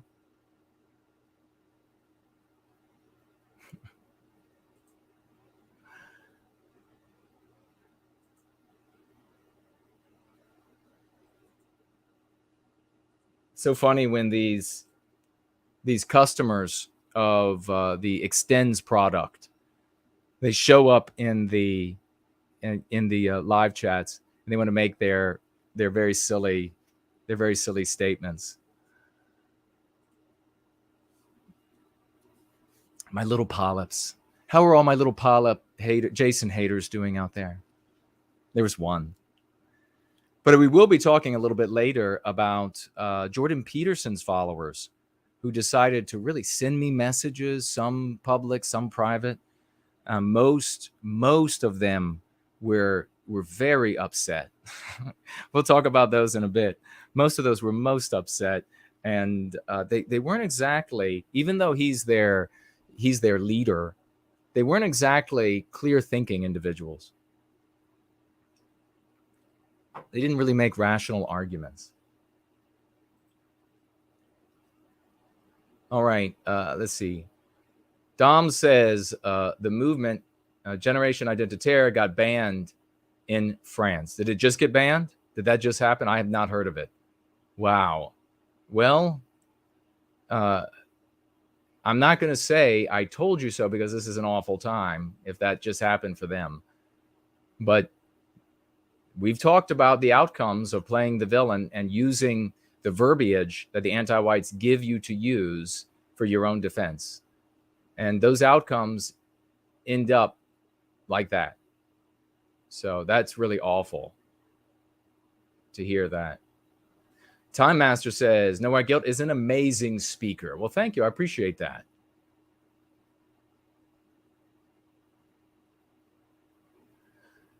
No W Guilt says, can you read some one of the updates from the new edition of Going Free? I could, perhaps on a future stream, I could do that. You mean the one just prior, or how many back do you have? I've made it just eminently affordable, especially as a Kindle. So you could have a Kindle reader on any device, and then you can have the up-to-date version. And if you have just one back, then you should be able to upload the Kindle without buying it again. If you have the Kindle version from the one prior to this one, the Go Free prior to this. All right, I don't see any comments or questions, so we'll just keep moving. Victorian Time Traveler says, I'm surprised no Jordan Peterson fans have responded to me. Oh, you mean in the thread? Because you've made arguments that just hurt them even more. And so they've decided to go clean their rooms and their naughty bits. Okay, let's get into the first MP. This is on page 228. Quote, judge a man by his character rather than the color of his skin. Have you all heard that one before? Boy, in the U.S., it's just in your face all the time. Judge a man by his character rather than the color of his skin. You'll hear conservatives, they'll say, like the great. And it's this effort to love the icons of anti-whiteism, which whatever he was in the real world, I don't care. He's become a god of anti-whiteism. But a conservative thinks that they have a real gotcha moment relative to conservative content creators, not conservative people, Republican leaders, not Republican voters. They think they have a real gotcha moment when they're like, I love your anti-white gods more than you do. I worship them more than you do. That's not a gotcha moment. Well, it is kind of, but it's the other direction. You're the one who's been trapped. Judge a man by his character rather than the color of his skin. What do you say in response to that? Well, here's an example, an MC that you can use, a meme curative. Quote, okay, let's repeal all the anti-white laws, codes, and customs that legitimize discrimination against whites on the basis of our race. And then watch them squirm. I've used that a bunch of times over the years, folks.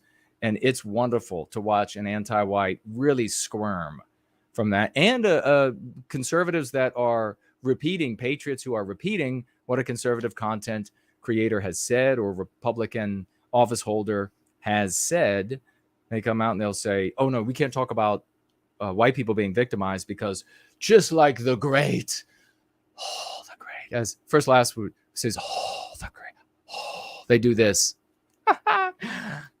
They do, don't they? It's like they get into this word. That's how we were required to talk like in school until I got up to junior high school. And I was like, wait, no, forget about that. I'm not going to talk like in this venerational tone. Like I have to light incense before I mention this guy's name.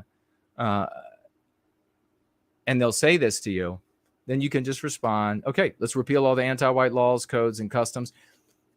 The anti-whites, the hardcore anti-whites will just be, you'll see the smoke come out of their ears. You'll see the circuits begin to pop because they don't know what to do at that point. They're really stuck. And they are quick to change the subject matter, talk about anything. But poor conservative folk who are just repeating what a conservative content creator has said or Republican office holder has said, that is one of the moments that you see people do that ambiguous head nod shake thing. It's a circular motion. Have you seen that? If you want to see a person do that on cue, you just find a conservative person who has used this judge a man by his character rather than the color of his skin, and then reply with, okay, let's repeal all the anti-white laws, codes, and customs that legitimize discrimination against whites on the basis of race. And they'll do this sort of thing. They'll go. So it's like a head shake and nod at the same time. They're like, I should agree with that, but no, I don't agree with that. If you do that, if you get one of the head circles, the head shake, the head nod, and shaking head no, let us know about it if you use this and it works like that. It is hilarious to watch them do that. We now have the MP. Non-whites are suffering more than white people. How many of you all have encountered talking about the victimization of Western kind? And then anti-whites, they will agree to the victimization of white people. And they try to step over it by saying, but non-whites are victimized more than white people. There are a couple things you can do there. And I have an MC in the book that you can use and work with and see how it works for you. But there are a couple of things that are happening there. Number one, the anti-white has agreed that white people are being victimized by the system. You can take that comment, that agreement, go right back to it and say, oh, okay, so you agree that white people are being victimized by this anti-white system. So shouldn't we end that? Shouldn't we put an end to that victimization? And shouldn't we not victimize white people in the process of, you believe that things have to be done for non-white people? So shouldn't we find other ways that the things you want to do are able to be done without victimizing white people? It's everything you're taught here forces an anti-white to take the immoral position and forces them to reveal how immoral they are. And if you're bright, then you know how powerful that is. Now, the MC we have here is you just want to outright, they want to do this comparison thing. Who's been victimized more?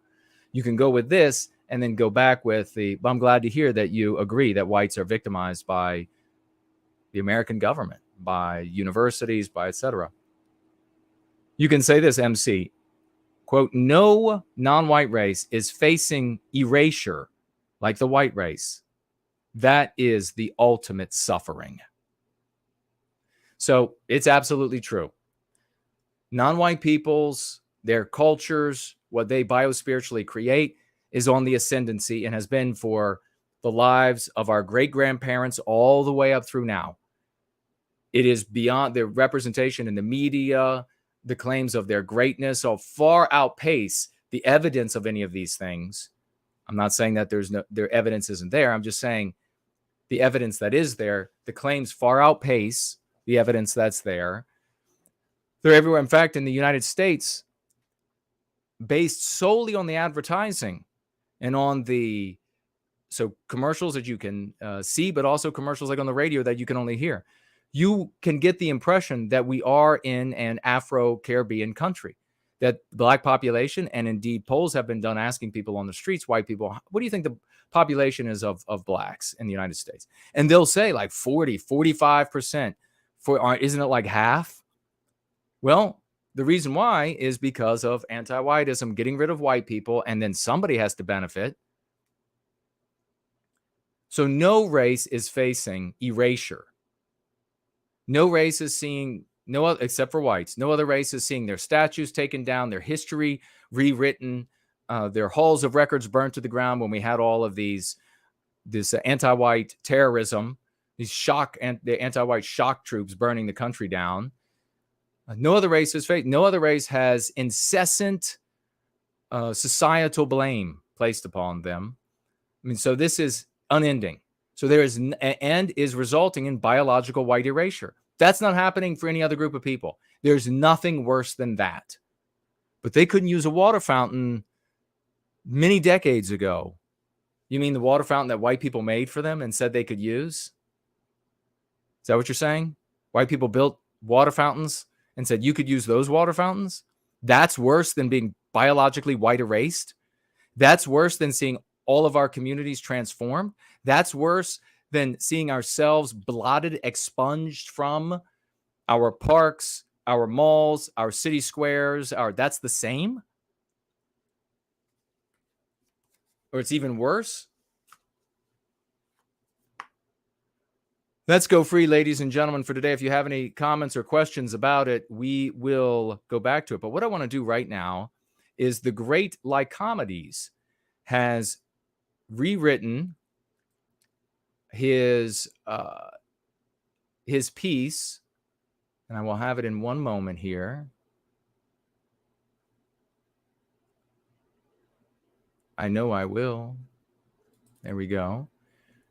For Prometheus Rising, perhaps inspired by the other magnificent pieces that, of course, Lycomedes is a great musician, an amazingly talented pianist. And he has written another version, updating, making it a little better, stronger, of Prometheus Breaks Free. And we will listen to that right now. We'll come back. We'll have a little reading from Prometheus Rising, and we'll keep chugging along.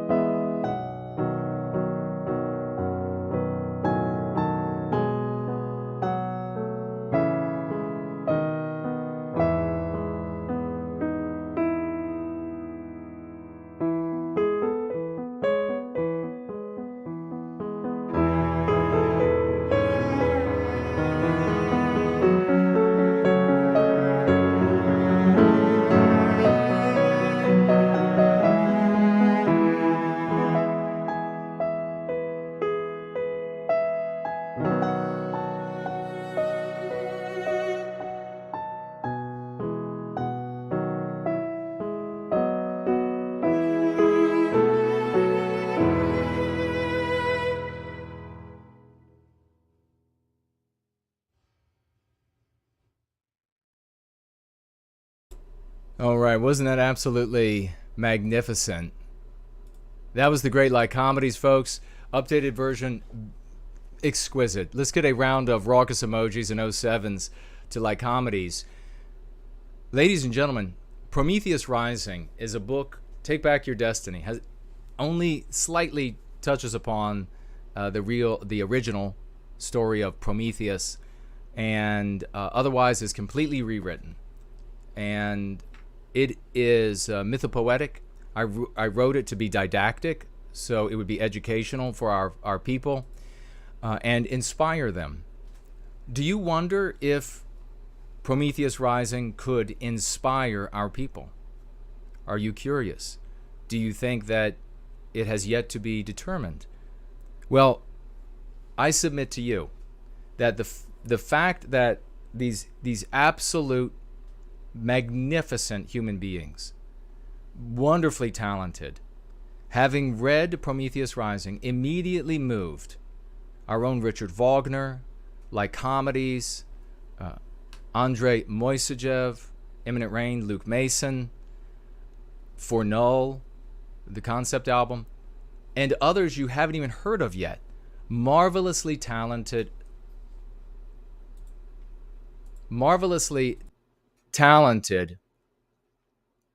musicians have come forward, and artists of other types have come forward and said, I was so moved by this that I would like to create for it. That is all the evidence that you will ever need, that this can inspire our people, that it can inspire them in great masses. These folks will continue to produce beautiful works of art. Others will come across Prometheus Rising because of this. If they have been moved to perhaps what will end up being, maybe they'll look back in life and say that, when Andrei Moissejev's writing his classical piece for Prometheus Rising, maybe he'll look back in life and say at the end of life that was the greatest work he ever produced. Will you be inspired similarly? Well, you're going to have to read Prometheus Rising, and I will begin working on the audio book soon, but you're going to want a copy of your own so that you can dig in, you can reread the lines over and over to try to pull out as much understanding and inspiration from it. But it has, look at Groundhog Fury. And this guy just came on the scene, marvelously talented. These people are not being paid for their time. I don't have, I'm not like some of these group leaders that have tens, hundreds of thousands of dollars, that over $1 million that come in a year's time. Not even remotely close. Not even remotely close. So I can't reach out and find the best composer of symphonies today and say, I will pay you tens and tens of thousands of dollars to make a symphony for this. Movie makers can do that. Anti-whites, they can do that all the time. So we didn't have that option. And I wondered, how can we, there's no use in the way my brain works, and this is the way yours should work too, as a man or woman of the West, is not to sit around and gripe about how bad it is and how, well, if we only had $100 million, if we only had, now if you were given $100 million and you're a do-nothing, you would burn through all of it, everything that you...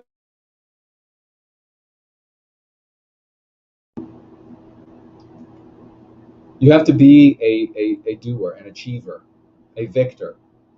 So I said, how do we motivate people to be inspired and to want to participate?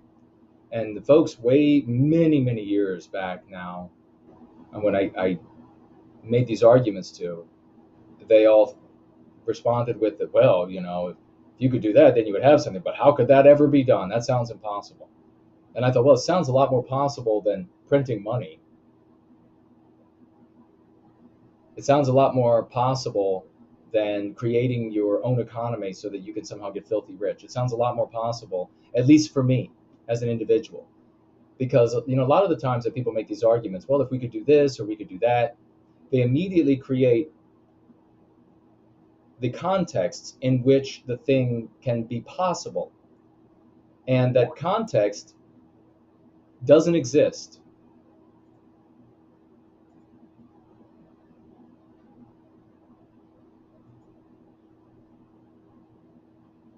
Thank you all for letting me know about that the mics shifted for some reason.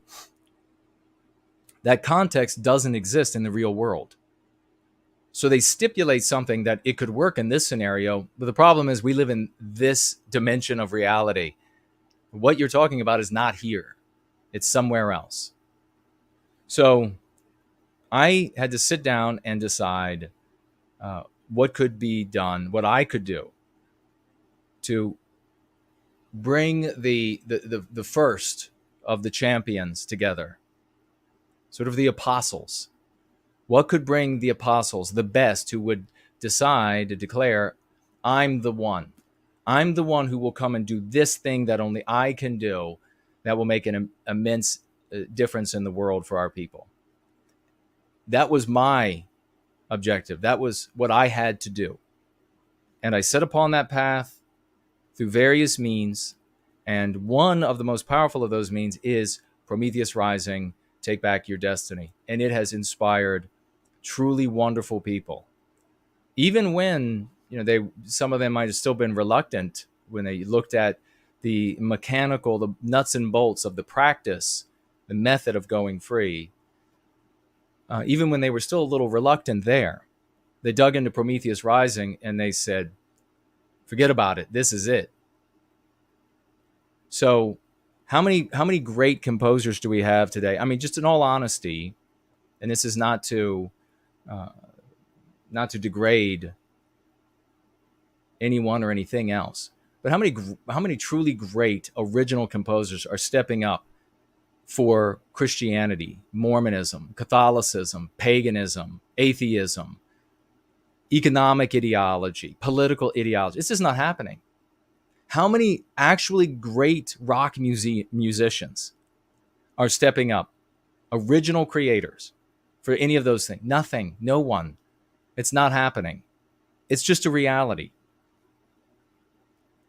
And the point of saying this is that you too are in the position of potentially being one of these apostles, one of the original. Make no mistake. You might think to yourself, well, Jason's been doing this for over 2 decades, the Going Free, and had the Prometheus Rising book and out there and story and out there happening for a great many years. And here I am all these years later. Rest assured, 20 years from now, 50 years from now, those first couple of years is going to seem and be the beginning. No one's going to see any distance from that distance, if that makes sense. I wanted to read from 6.1, The Rebellion, in Prometheus Rising. I even broke out my glasses. So I'm just going to read a couple of pages to you. And this is, we are coming in this part of the story here to, this is before mankind had been created. And this is the god Prometheus has, out of the goodness of his heart, he's the representation of us, our strengths and weaknesses. He creates the Promethean race, which is us, in the story.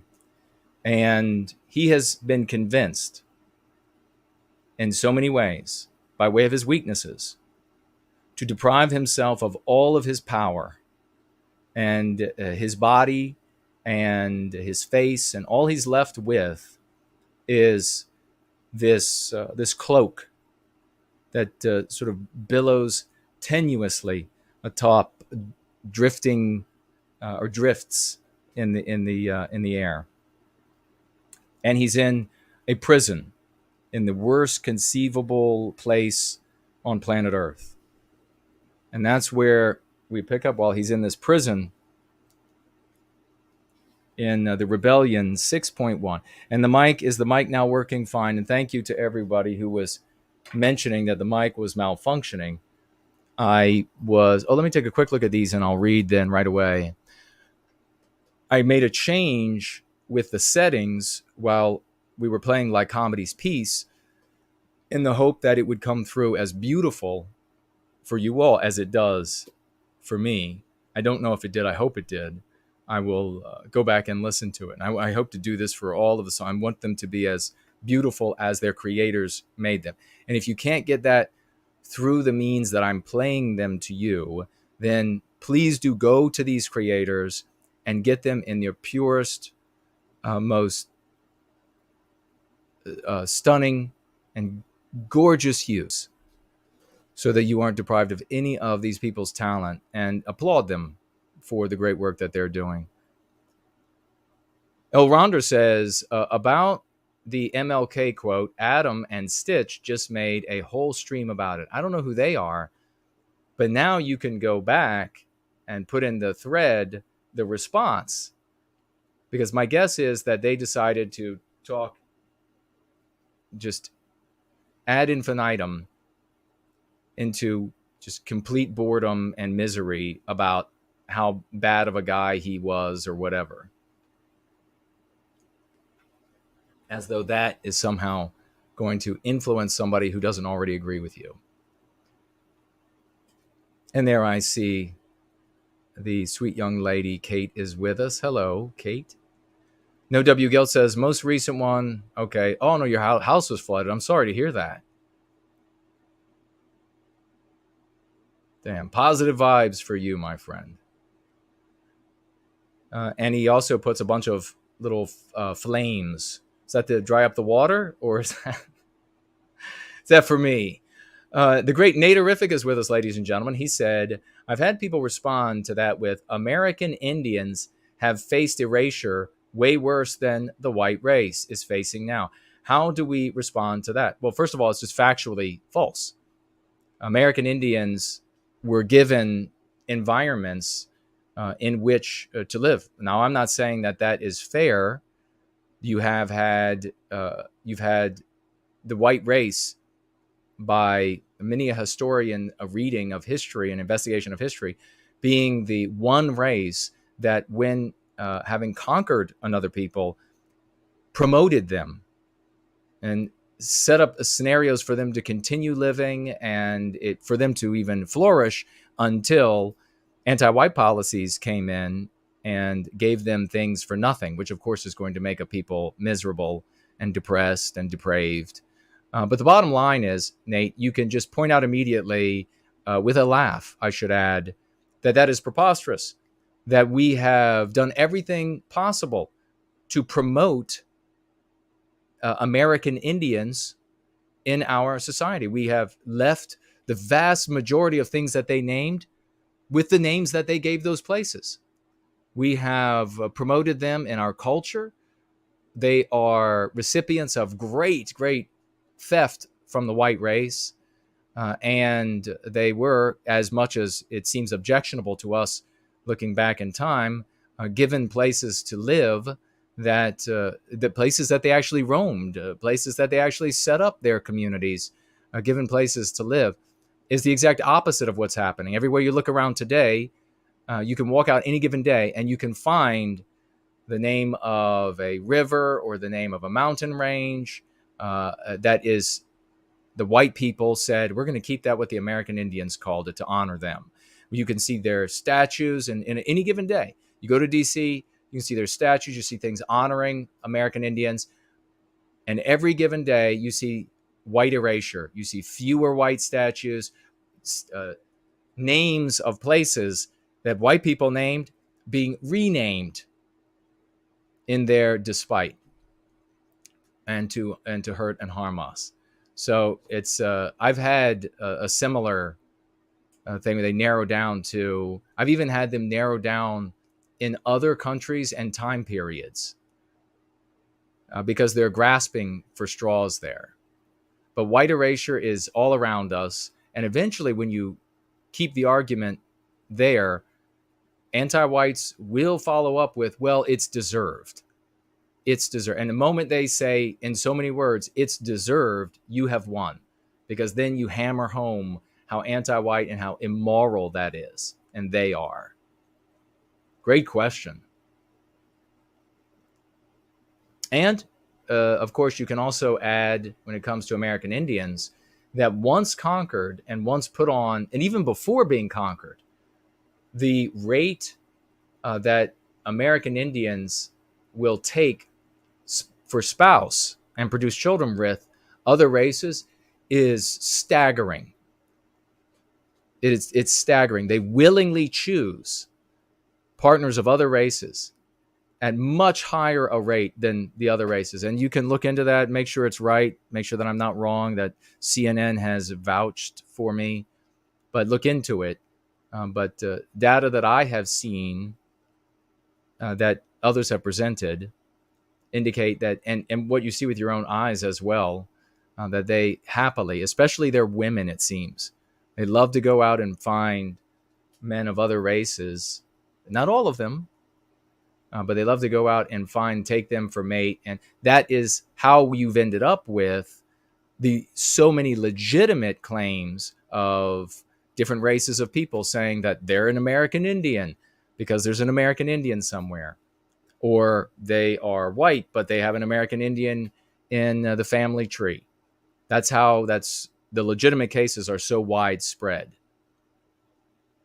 White people, on the other hand, have it pushed in your face day after day, especially white women, that white males are pathetic, they're babies, non-white men are fantastic in every imaginable way, and so therefore you should take one of them for mate. And still, they are not doing that at the numbers of American Indians. So a biological white erasure by choice is not the same as a biological white erasure by force. A biological erasure by choice is not the same as a biological erasure by force, which is white erasure. We have... Oh, the chat leapt on me.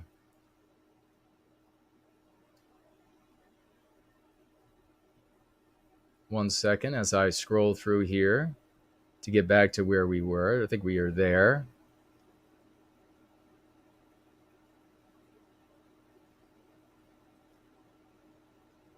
Othel says, quote, "There's no white erasure." Tags me and says, quote, "There's no white erasure." Are you saying, like, what if an anti-white says, but there's just no white erasure? I mean, it's akin when you're facing anybody. I mean, if somebody were to say to you, there is no sun in the sky when it's high noon and you can clearly see the sun is out, how do you handle somebody who's that crazy? It depends on your audience. I mean, if somebody's going to say there's no sun in the sky, there's no white erasure, do you really, and depending on who they are to you, do you really need to bring them over? Is it your mother and you're deciding whether or not you're going to end your relationship with her because you're just tired of the anti-whiteism? And so you want to bring her over so you don't have to end your relationship with her and you can get healthy as a consequence? So it really depends. But if it is somebody like that, then you take specific cases and then you can pin them down on the immorality of endorsing the erasure. So you could say, isn't it white erasure to pull down the statues of white men and women?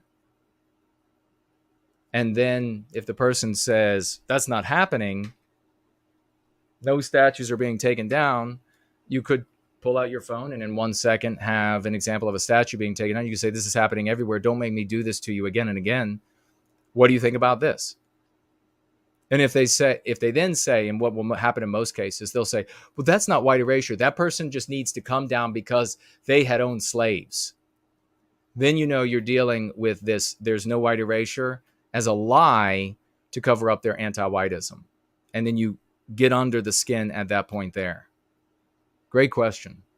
The great Roy Danton is with us. This is wonderful. We have people asking a lot of questions and making comments about, that's what we want, because this part of the gathering is to empower folks. There's the great Raymond Foster. We played one of his pieces earlier. No, Rhonda says something wrong with the sound. Thank you. Audio is weird now. Sound is roboting a bit. Audio now no good. Thank you all. Jerome, Rory, Carlisle. Thank you. Thank you. Roy.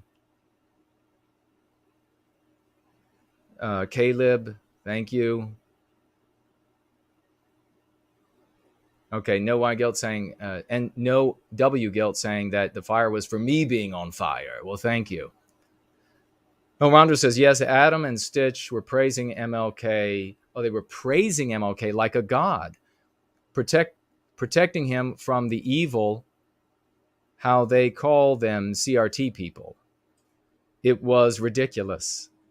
Aiden Paladin is still a regular guest of them. Okay, so I guess they're conservative types of content creators, thought leaders. Is that right? Protecting them from the CRT. MLK protects them from the CRT people. Weird. Sometimes I hear people and I think, am I listening to like 7-year-olds? The kinds of arguments they're making?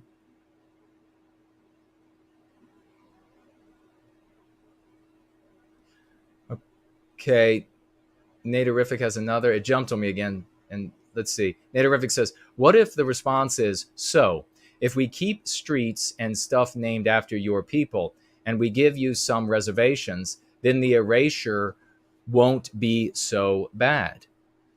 That you're talking with a really anti-white person that would say to the creators of a country and the creators of Western civilization that we will let you live on some reservation. American Indians were conquered when they waged war with the white race, as well as other American Indian tribes. They were conquered by Western kind. And then Western kind was very good to them. So if an anti-white were to say to you, okay, so we'll keep the names that you put on things, and we'll let you live on reservations, and then erasure isn't bad. Erasure isn't bad for you. They are admitting the hidden pretext there. The hidden premise is that they are admitting waging war on Western kind, aren't they? Now, we never said, we don't make the argument that American Indians didn't have a right to fight for the mass of land that they were itinerant on. They didn't have countries, right? They didn't name countries. They named their tribes. But I'm open to being corrected by an American Indian scholar. But we didn't say that it was immoral for them to defend themselves. It was, of course, eminently moral for them to defend themselves, just as it was eminently moral for us to defend ourselves, just as it is eminently moral for us to defend ourselves today. And so it is moral to fight for your people's well-being. And an anti-white admitting, yes, we're waging war on you and we want to put you onto a reservation, and we'll let you have a reservation and some sign names so you don't feel so bad, has just admitted that. And I would call them out on it.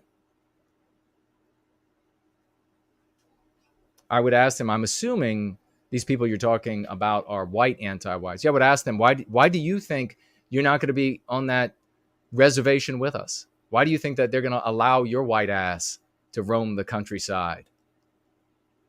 Just because you can never be anti-white enough, they will come for you too. Great question there as well, brother. And he says here, I think that's what I'm looking for. Great points. Thank you. You're absolutely welcome, brother. Thank you for asking those questions, because there are going to be other folks who are going to profit from those, and they might have even been thinking them, and they wouldn't have said anything. They would have just gone along. They would have just gone along in error rather than ask a question. There are no dumb questions, folks. Remember, like, this is the AP class. No dumb questions, only dumb people. Now, Rondo says, yes, Adam and Stitch are hedonistic centrists. Oh, boy. That means they're riding that fence. And when they're riding that fence, that means they need a lot of visits to the proctologists. Aiden Paladin still tries in good faith to convince them where they are wrong, in my opinion, but they have an agenda and or not honest. Well, most of them are not honest. Most centrists are not honest. They see very well. Everybody can see. Everybody can see clearly what's happening. They're just, they find a niche for themselves in some way that benefits them, financially or their egos or whatever it is, and then they'll make these disingenuous arguments.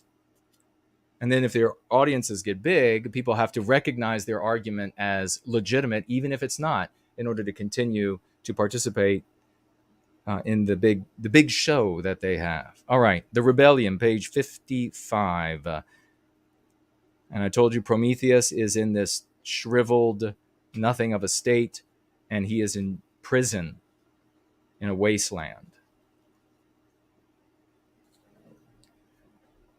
Alone, adrift in the stillness of the cave, as a cloud tiptoeing on sleepy waters, the wraith brooded in silence.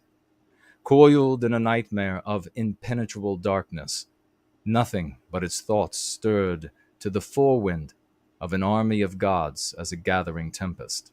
Wrathful, their nerves set upon a saber's edge, the belly of the storm on rails of lightning.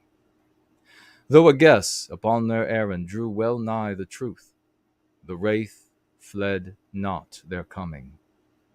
At length, the discordant sound of shod feet upon the craggy floor shattered the bitter silence. "Wraith! Exploiter!" shouted a disjointed chorus of angry voices. "We've come for you, cave dweller, oppressor, vagabond." Brave and bold, with insolence and disgust, the thick aroma of contempt astride the language of disregard, these were the sentiments of the wraith's hunters. No longer did they approach in fear, memories of its glory and power haunting their thoughts. For now they advanced upon the wraith as one advancing upon vermin, viscerally hated, death deserving. The light of their torches rounded the eaves of the hidden chamber as Hatham stepped into the hollow. 4 gods, laden with heavy chains, followed him, and beyond this vanguard the wraith sensed as a heaviness upon the air, a current of gods in the thousands. "Up with you," ordered Hatham. "The royal council has summoned you. I know not why your presence they desire, but if filth is their want, then filth they shall have. And this too I have been ordered to retrieve." Bending, Hatham seized the cosmic clay. The counting and confiscation was for the general good. It seems the exploiter remains unrepentant and uncured, jeered Hatham.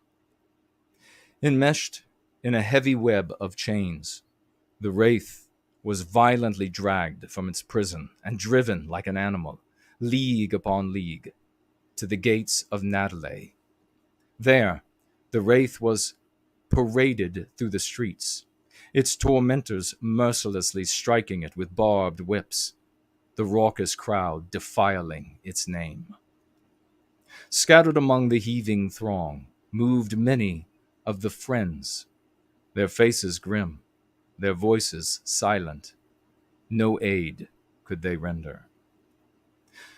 Through the grand and ornate doors of the court rotunda, over the pristine marble floors of the wide halls, and into the cavernous sanctum they dragged the wraith as a beast, so stricken with pain it lay in a swoon.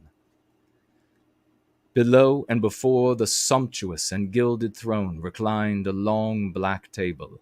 There Hatham deposited the clay and proudly declared to Zushian and the assembled counselors, "As you have willed it, so has your will been done," he said, motioning to the wraith on the floor.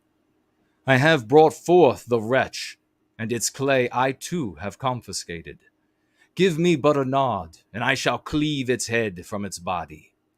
That glory belongs not to you, Hatham," came Gorthang's shrill voice as he scurried down the steps from his seat behind the throne. "Unchain it now, and when finished, you and the other guards are dismissed." Bowing, Hatham and his fellow guards did as bidden, and leaving closed the gleaming doors behind them. "Get up, exploiter," spat Gorthang icily. "Get up, usurper of others' creations, land thief, smotherer of others' potentials." Straining, the wraith compliantly swayed to its feet. "By retaining cosmic clay, you have defied the will of the crown, and for that crime, heinous as it is, you are unquestionably guilty. Yet," continued Gorthang airily, "this is not the greatest of your crimes, is it, oppressor? For you purpose to use this clay to build an army with which to overthrow the just and legitimate rule of the council. Is that not so? Is that not so?" he shouted, his face flushed with twisted rage. Compliant, yet inscrutable, was the wraith, silent, a haunting image, a tattered cloak atop tepid currents.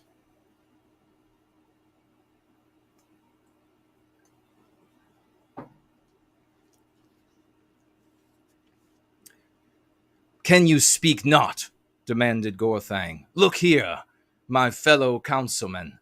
This conspirator, plotter to stifle the glory of its betters, plotter to exalt itself with the works of its betters, schemer turned subversive, it has lost its power of speech," he crowed mockingly.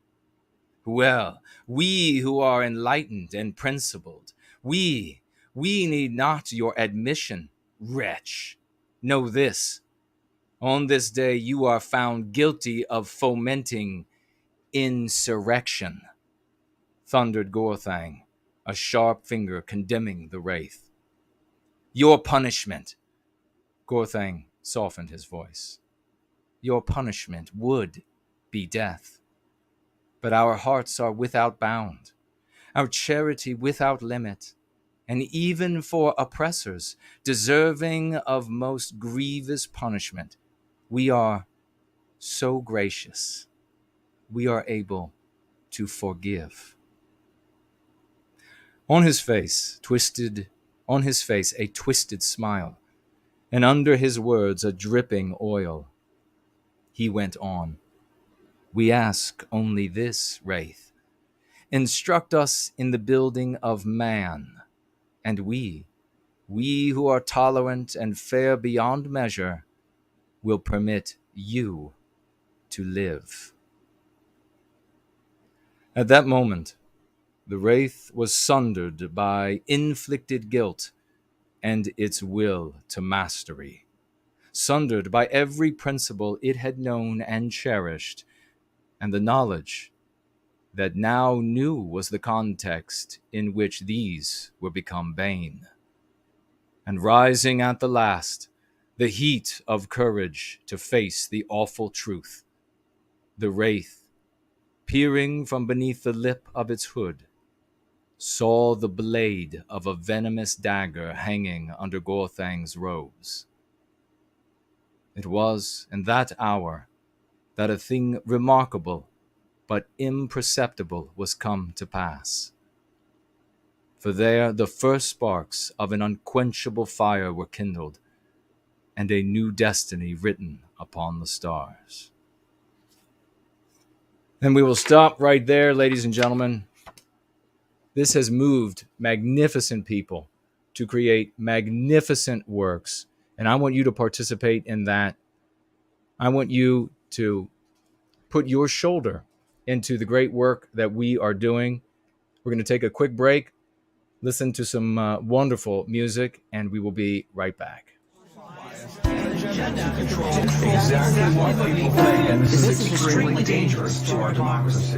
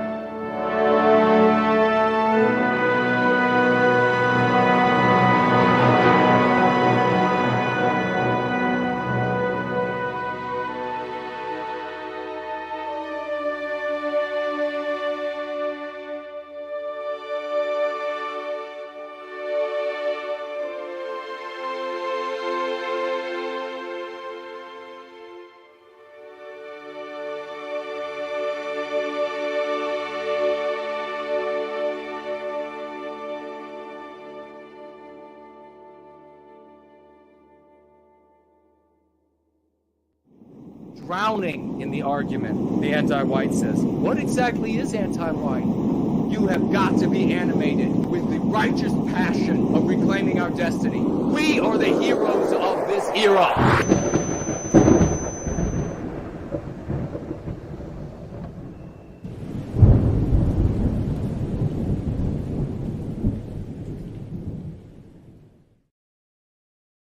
Yes, we're going to be taking calls, and just a little bit. We're going to try to move quickly as possible here. That was, ladies and gentlemen, Andrei Moissejev's the part one of the symphony he is writing for Prometheus Rising. Lord, this is our Lord of the Rings, folks, telling the story of our people, our strengths and weaknesses. There, you're going to love it.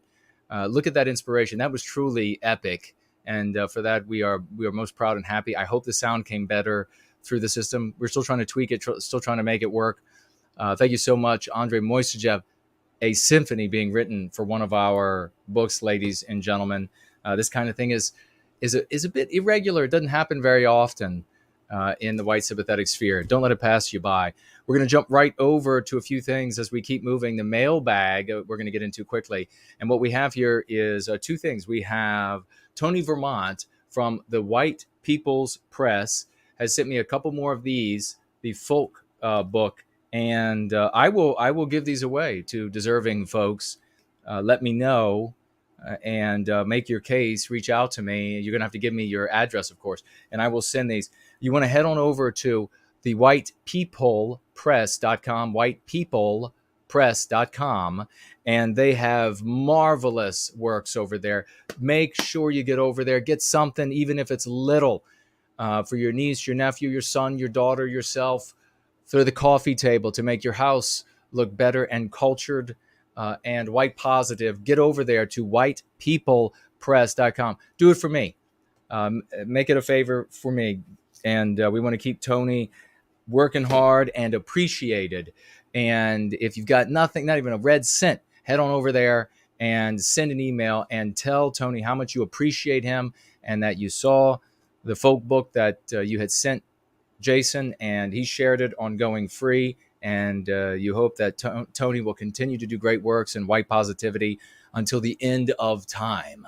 We also had, and we don't really have a lot, I guess what I'll do is I'll share a couple things, maybe every, or share something every GoingFree. Elaine Sabatino sent in the mail a box full of treasures. I mean, you could call it a treasure chest that she sent. And she has things that she's painted, things like scrapbooking things, a wonderful letter. Thank you so much, dear sister. And I don't know exactly what of that letter I can share or not.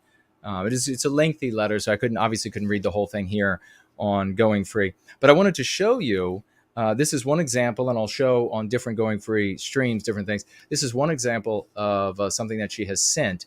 And again, I will share these kind of things with deserving folks. I'll need your address, though. But look at, so she's got these like No White Guilt, gofree.org. And these things are, some of these things are, they got, it's a sticker back. You can post them places for people to find. She's done the hard work, right? She's gone out and made these beautiful little things. And you can then have this and distribute these things wherever you see. And obviously, these sorts of things are going to be more appealing to women, but we need women to participate, right? We need them going free, and especially since GoingFree appeals to everyone, including women. So this is just magnificent, isn't it? Look at that sticker on the back there, GoFree. So you got a little girl that might like this. Let me know. I'll need your address or an address to send it, and I will send it off to you. And God bless Elaine Sabatino. Thank you for all of your service to white well-being. You are a true champion, one with a loving heart, folks. This is what happens when you're in love with our people rather than in vengeance or in hatred for other people's, right? There's a big difference there. So thank you both so very much. I hope the mic is working okay. Again, a big thank you to Lycomedes, this beautiful piano piece by Lycomedes we played today, inspired by and dedicated to Prometheus Rising, and of course, part one, Andrei Moissejev's symphony that he's writing for Prometheus Rising. Imagine the day when we have an auditorium where the symphony of Prometheus Rising is going to live musicians. They're all going to be there to play the symphony of Prometheus Rising, and we'll be able to show up in our tux and tails or whatever it might be, how we'll show up that day. Wouldn't that be something? That would be completely different, wouldn't it? Does it feel a little incongruous to you? It should, because it's our story. It's not the anti-white narrative. It's not theirs, right? If we're going to tell a story about ancient Vikings and how they behave, we'll make a very different story, one that's much more in keeping with the reality of our biospirit. People want to look at if a human were just out and there would be money, well, you would be just filthy, yeah, because you're not used to living in that environment. So we would make a completely different movie and write a completely different book. The same holds true for how the Symphony of Prometheus Rising will eventually be played, a live performance for us. Andrei Moissejev will be there. Everybody will get to applaud the music maker. Wouldn't that be glorious? And wait a second, aren't you supposed to have like giant weird banners hanging and a bunch of guys hollering something weird? No, actually, we're the folks who make Western civilization. And this is what it looks like. And when something is beautiful, remember, a beauty is a virtue as important as any others. When something is that beautiful, made in love, then it has all the strength, and it can engender all the strength and determination to defend itself physically that the human animal, particularly in this case, Westman, can muster. And I submit to you that is quite a lot of energy. Really quick, I'll take a look at this. Elronder says, academic agent destroyed them a few days ago in a reaction video in a Twitter war. Hey, man, get me, if you can, I don't know what kind of war is going on there, but if there's a way that I can jump in and participate in any way for the good of white well-being, I'll happily do so. Roy says he just found out that he spent the last 2 nights in an Indian reservation and that it was anti-white there. And the rest of Tennessee looks quite pristine by comparison, he writes. Thank you, brother. TJ says Mike is okay for him. Great. Elaine says the gears are more masculine. So there are some there that she sent. We got to dig through all these treasures. You wouldn't believe it. It's awesome. I saw most beautiful white owl yesterday, says Victorian time traveler. That is a sign of good luck. Nick says I'm sorry, it's Buddy Duddy says, is the Prometheus Rising audiobook still in the works? It sure is. And we had a bunch of hiccups getting started, a bunch of start-stops, but we're going to make it. It's going to happen. So there's no doubt about that. It's just sooner or later. Othello says, great book. I like how you integrated it into Born Guilty. Thank you so much for that. Yes. The Born Guilty is like nothing that you will ever come across, ladies and gentlemen, in reading a book. And those who have read it have quite a few stories to tell about their experience going through Born Guilty. No White Kill Clip says, when you demand proof for systemic racism and are then presented with a study as evidence, should you attempt to disprove the study? Let's say there is an audience present. Okay, so the scenario you're talking about is you're arguing with an anti-white, and they say that they have proof, the anti-white does, for systemic racism, which of course is impossible to prove. It becomes a subjective interpretation of application of equality of opportunity. And so they read into outcomes what they want to see. So initially, as I read your question,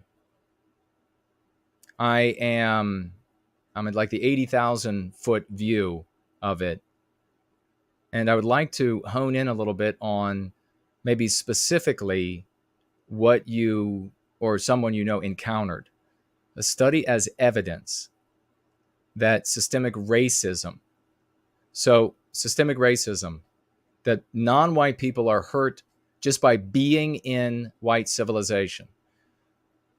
You can break down the way I just did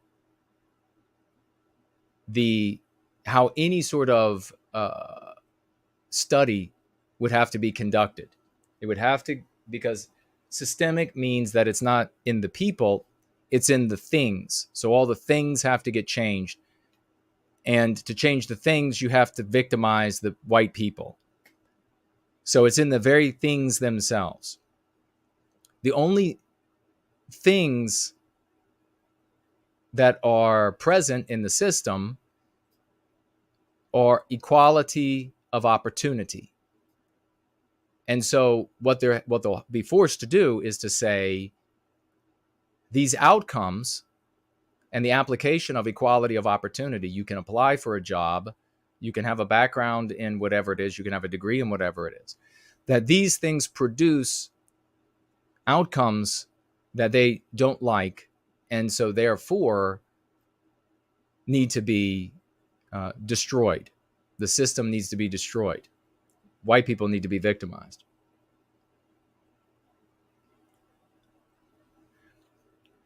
So you can actually go at the essence of how any sort of study could be conducted, how any sort of study could arrive at any outcomes, at specific outcomes. Having said that, you can also, yes, taking calls. Let's see. Having said that, you could, and I've done this with anti-whites before, agree that any system created by white people is going to best serve white people, and that multiracialism is called into question. So even if you victimize white people and destroy that system, who will it favor? If you could say to them, okay, if you're saying this favors white people, who will it favor then? It's going to end up favoring someone. It'll have to be destroyed again. It's going to be, somebody's going to be out in the cold. But I would attack probably the first thing I would do is attack the potential outcome. And I would take, as your question is here, do you deal swiftly with the study, the evidence? That's probably, you make your statement and then you get right on. You could make your statement about the outcome, or about the outcome and the mechanics of such a study, what it would necessarily have to involve to prove, and then you can quickly segue to, we have all of these problems in a multiracial environment. Isn't that the problem? Right? Where non-white group X doesn't experience any prejudice based on their race. It's in a system entirely controlled, created by them and for them. And then I would take it to the next logical step. I would say, if you are implying that non-white people would create a system that doesn't benefit them, their particular group, then what you're suggesting is that white people have this evil about them, that they create systems that harm all of the other groups. And how dare you hold such an opinion about the white race? That's disgusting. But the anti-whites, and you can also dismiss it very easily. Another thing I've done is dismissing advocacy research. Write that down in your head. Advocacy research. You can just say, that's advocacy research, and it's going to prove whatever anti-whites, wanted to prove. And then you can also, in that vein, go after, what kind of outcomes are you looking for? The kind of outcomes we have now are the victimization of white people. In companies, national and international, we have them every quarter bragging about how much more white people they've discriminated against. And you could just drop that bomb on your anti-white metaphorical bomb on the anti-white, because then they'll say, what do you mean? They don't brag about discriminating against whites. Oh, yes, they do. They just call it giving preferential treatment to non-white people. So that's another way to go after it. So the way to fix a systemically racist institution I would like to see any proof that they have. Please get that for me. Any proof. Let me prove to you that something invisible exists. Okay, well, you have to prove it in a way that I can disprove it, right? I can make an argument against it. That the whole idea of a racist or evil system can't be argued against because they haven't laid down anything that you can disprove. If there's no null hypothesis possible, it's not logic. And without logic, there's not thinking.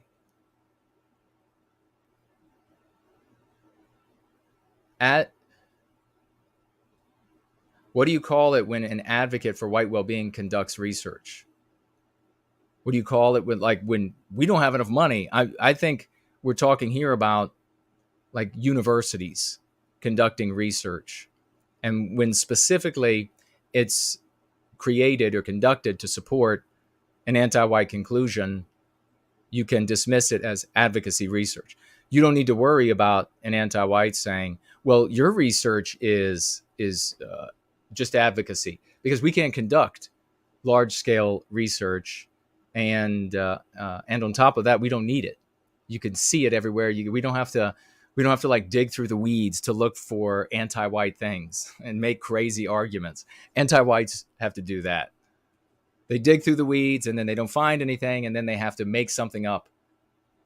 So they talk for an hour and then say, with no consistent thread through no continuity through the whole thing, they get to the end and therefore we have to biologically white erase white people.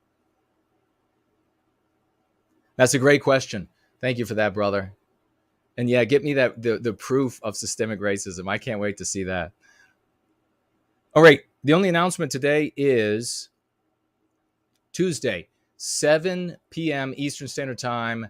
My new show, Jason Goes Political. We had the first episode last Tuesday. If you missed it, it's still up. You can jump on to my channel, any of my platforms where it's still up, and you can watch it. Try to make it tomorrow. Oh, no, wait, Tuesday. I'm sorry, not tomorrow, not Monday. Tuesday at 7 p.m. Make it there on Tuesday, 7 p.m., and participate. It's going to be a hell of a lot of fun, and we'll see you there. I've been working really hard to make this studio. We want to have a studio that I'm in while producing that show. Been working really hard to make that work, and it's been a real pain in the ass. Content creators, folks, make sure you're following whitepeoplepress.com, Westman Media, Cornelius Nuland, schoolofthewest.world, Yiz the Eunuch, YouTube, obviously, folks.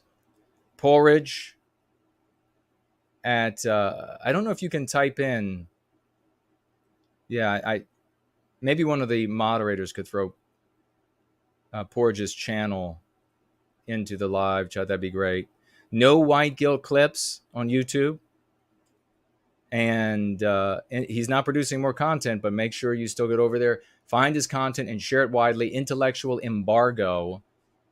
Look for those things because I love YouTube and we want to be on YouTube forever. All right, we're going to jump into these comments as quickly as possible and get through some so that we can take calls. I think we have, White Wellbeing Advocate is first. And then I think it was Rory and then Roy. And of course, we want to get Mr. V in. And to open this for these next two comments I want to share, I want to see if I can find a Raymond Foster video. Enjoy. That's how we'll start this. Believe it. You better believe it, boy. You know, it's no picnic to watch these great institutions hang themselves. And why do you help hang them? That's why we were supposed to be educating young people. We were supposed to be teaching them that, no, it's not always there. It's fragile, and you better take care of it, because the default condition is authoritarian starvation. So the solution is obviously white well-being. And if that isn't happening, it's a bloody miracle. It's what the hell's going on with the administration? Anti-Whitism. I don't understand what they're doing. Because you don't actually care about Western colonies. The sad truth is that as soon as a few people complain, everyone who isn't directly involved runs scared and looks for someone to sacrifice. A white person to racially discriminate against. Well, I guess part of the question that people who are watching might be asking is, why the hell should they care about this? And the reason I believe that people should care about this, first of all, is that what happens in the universities ends up happening everywhere else very, very rapidly. Why does the abuse of innocent white children matter? Does it matter because those innocent white children are human beings that deserve to be respected and have rights and treated with decency? No. Little white children aren't actually human beings that deserve to be treated with basic human decency, basic respect. It's because the universities are so important, the universities. And if it can happen to someone like you, it seems to me that it can happen to anyone at any time in any place. Now, I don't know who this next dude is, but he actually makes a bit of sense. Although he doesn't call it what it is, which is anti-whitism. Stop this. And the idea that one of the great propulsions of a certain segment of Western society is simple envy and resentment. Called anti-whites. Of its success, even as those who are envious and resentful are basically being fed and kept by it. They go into these institutions with some sort of childish, immature animosity. It's racial discrimination against Western kind. Towards what, if you think of it, the rise of thought is the greatest thing we have. The we there is very important. And in the richest part of the world, the most prosperous, the highest institution. Have you been reading some of these whiteness things, the new rules? Yes, because again, it's anti-whitism. I don't know how a free people have succumbed so easily and so lethargically. Anti-whitism. We are displacing ourselves by allowing charlatans, anti-whites, to wreck the intellectual standards of the Western world. Who promote anti-white meme pathogens. I've been thinking about the question of the meaning of life, and the first objection, I suppose, arose in my mind was an objection to the question itself, because there might not be a meaning in life. If you're an anti-white who hates yourself because you're a member of Western kind and you have white guilt, which is a psychological trauma which makes you see yourself as less than human because you're white. But if you go free of the anti-white narrative and anti-whitism, you can understand that there actually is meaning in life, that it's beautiful, it's positive, and it's about well-being and the recapturing of our folks' destiny. And then as well, once it is recaptured, the well-being and the destiny of our folk, our descendants to come, generations and generations and generations and generations down the line in the future. Our future offspring, our people, our folk, our family. Love, passion, willpower, drive, and enthusiasm, and inspiration. That is the meaning of life. So go get at it and go free of anti-whitism.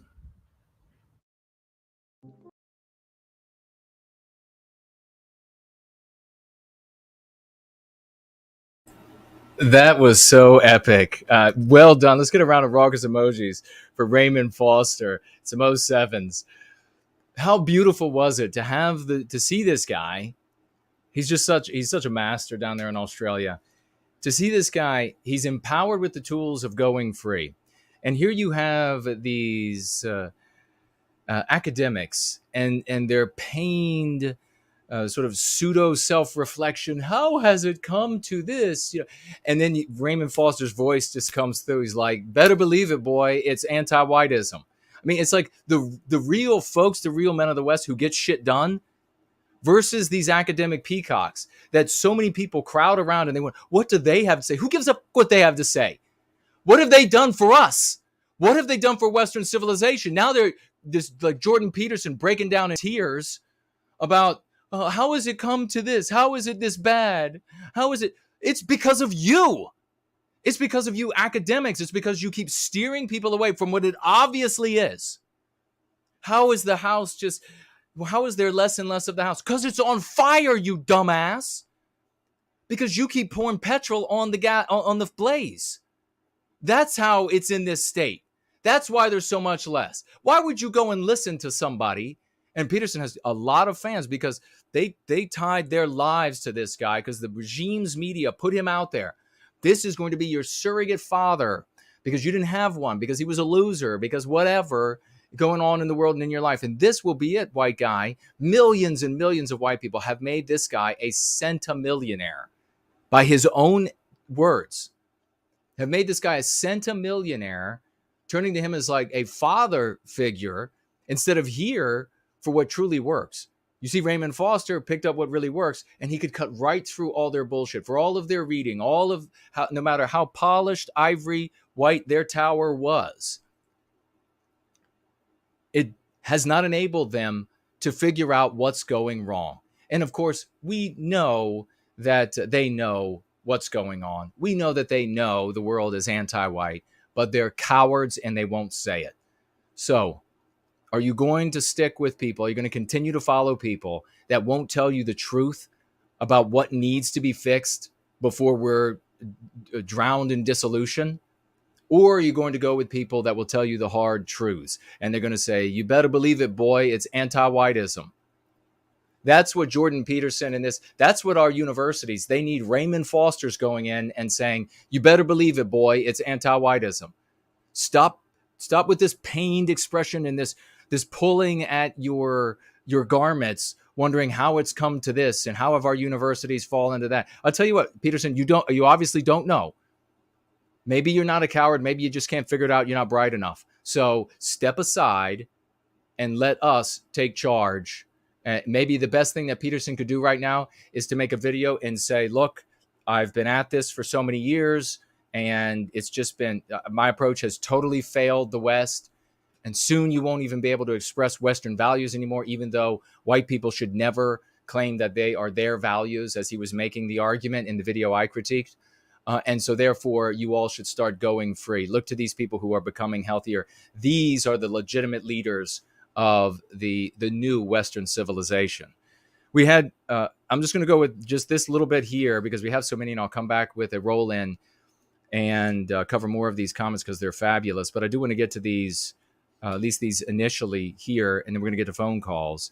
But we had a number of these Jordan Peterson followers reach out in public and in private, and they were most disturbed. I could imagine a person would be. That's one of the way that that cons work, is you make a supplicant pay more and more money. You start them off small, and then for products and services, it grows, and you get to the point where, okay, here's the big truth. And they get the big truth, and they say, wait a second, this is squat. This is garbage. And then they think, in their rage, that they've been duped, in their rage that this is not going to work, and I put all my faith and identity in it. I've also spent shit tons of money on it. They make the decision that they're going to stay with it because they don't want the humiliation of having made the wrong decision. They don't want the humiliation of turning to themselves and looking in the mirror and saying, I blew it and I wasted enough money. I could have bought a house. But instead, Peterson is buying houses with all the money I gave that guy. Not only does he get payments for goods and services, but people just donate to him. Just here's some more money, because you'll go on and you'll have a good debate against an anti-white who calls herself a feminist. or you'll have a good debate with an anti-white who calls themselves woke or a social justice warriors. So what? So what? That doesn't improve you. It impoverishes you. You keep giving this guy more money. Centimillionaire. How much more money does he need? But yeah, these people reach out and they're like, how dare you take him on? How dare you show how inept he is? How dare you show how malevolent he actually is? Don't own the creation. So there were two that I came across. There might be more, but there were only two that I came across. They were at least a little reasonable. I'm going to look at these and then maybe this next one because I think it's another question. And then going to move to those phone calls. Somebody called The Raven wrote me and said, you misrepresented Peterson before he finished his sentence and projected your own view onto it, in my opinion. He didn't deny that white people came up with good ideas. He said that cultural war on white people and therefore sieging the accomplishments of white people, such as medicine law, etc., damages the state of the world as a whole. So follow this argument. This is an acolyte of Jordan Peterson. Raven is saying that when anti-whites, under the banner of anti-whitism, attack Western civilization, our inventions, our creations, it damages them. And by damaging them, it damages them for everyone in the world, not just white people, the creators of it. Let's continue. Because people call these accomplishments white and then proceed to damage them, toppling statues, etc. These great ideas get trampled in the process of trampling white people. So our great ideas, accomplishments, get trampled in the process of anti-whites coming after to trample white people. And then the world goes forward without medicine law, etc. Therefore, in a worse state. So anti-whites attacking white people, destroying all of our creations, causes the world to be in a worse state because they're crushing everything we create and project out into the world and discover, etc. Peterson, gives the example about how white people ended slavery, or WE. We could also say medicine, the pencil, etc. If these ideas get damaged during the process of cultural war on white people, because warriors ascribe whiteness to the idea and say the world would be better off without the pencil, it leaves the world worse off. So as you can see, I perfectly represented Jordan Peterson, what he was saying. The Raven just said my argument. Peterson is saying, in the video that I critiqued, that if we acknowledge and celebrate our creations, inventions, Western civilization, etc., if we celebrate and acknowledge that those things are ours and that we create them, then the cultural, what this person would call the cultural warriors, the anti-whites, will attack them. And so therefore, and destroy them, and then everyone will be deprived of those things. Right?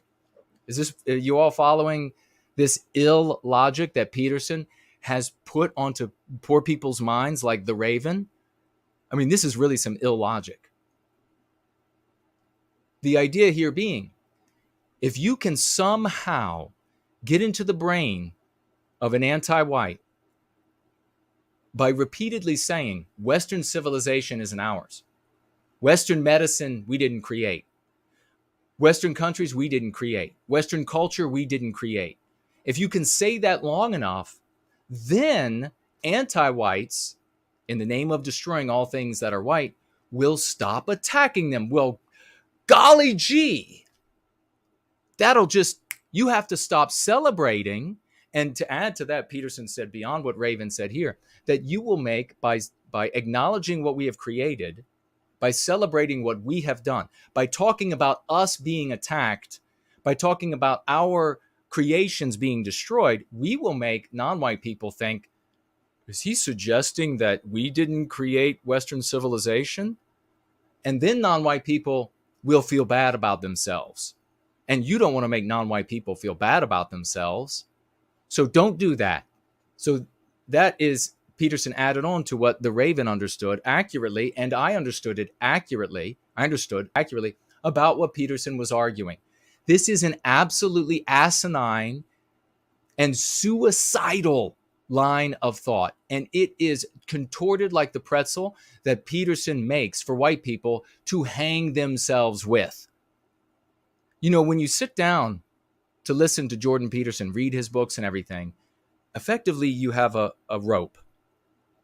And when you follow his logic, illogic is what it actually is. You're doing something with this rope. The rope goes here, okay, and then you go like this, okay, and there's another bit of rationale for something, and then I go like this, and then you hold up a fucking noose. And Peterson says, put your head through that hole. That is what Peterson has given millions and millions and millions of white people and has made him fabulously wealthy. That is what Peterson does. Disavow all of our creations. Claim that we did nothing at all. We made nothing at all. This is the product of the world. You don't have to destroy it. Believing that somehow you're going to trick anti-whites that way. I mean, just imagine this for a moment. Imagine sitting out in front of, I don't know, some Gothic church. And anti-whites who wear balaclavas and have panties on and bras on, no matter whether they need those garments or not, underneath their clothing. They roll up in front of this. They got pitchforks, they got torches, they got hammers, they got sledgehammers, lots of petrol on them. They're going to show up to destroy something the West, white people, when you say the West, that's us, something white people created. When they show up to do that, do you think, this is just a way to make this real in the moment, that you're going to be able to say to them, white people didn't do that? And they're going to say, oh, right, well, I guess we'll just head on down the street then, find something else to destroy. We didn't know. Thanks for letting us know. Anti-whites are they're lucid on what white people have done. They know for sure. So listen, Raven, and everybody else who's a Peterson fan that has followed this line of illogic to your detriment, you're never going to be able to convince anti-whites that we didn't create anything, that the things we created aren't of us and from us and continue to be of our creation. And furthermore, it is most despicable, ugly, and immoral to tell white people, especially white children, that we shouldn't celebrate what we have created and done, that we should disavow and unclaim everything that we have ever done that is glorious and epic in the world, have no pride in our people whatsoever. That is poison. And to do that to a child is a black, it's anti-whiteism. It is a black child abuse the world has never known until now. No, honey, you can't. No, never say that we did that. It's not really ours anyhow. Your people have done nothing. Nothing at all. All the other peoples have done things, but not you, little Pete. Not you, not your people. Despicable. Despicable. And any white person arguing in favor of that in front of me, they're either going to accept when I've defeated their argument, or I'm going to tell you what, knowing what it does to white children, to disavow all of our great creations, I might not be able to prevent myself from a severe tickling. We have Adam Espinoza, who also chimed in. We're going to be going to calls right after this. I have a question. Out of all the people you can attack, why Peterson? From what I've seen, this man has helped and saved thousands of people. You claim he is anti-white, although he is white. I have only seen people. This is full of, I'm Adam, bad. ATOM. He hasn't saved white people. If you don't know to put your own orders into a proper state, or to your own quarters into a proper state. If you don't know that you have to have like a job and you have to function in life, you got to have these things underneath of you to be able to do anything else. You are in rough shape, really rough shape.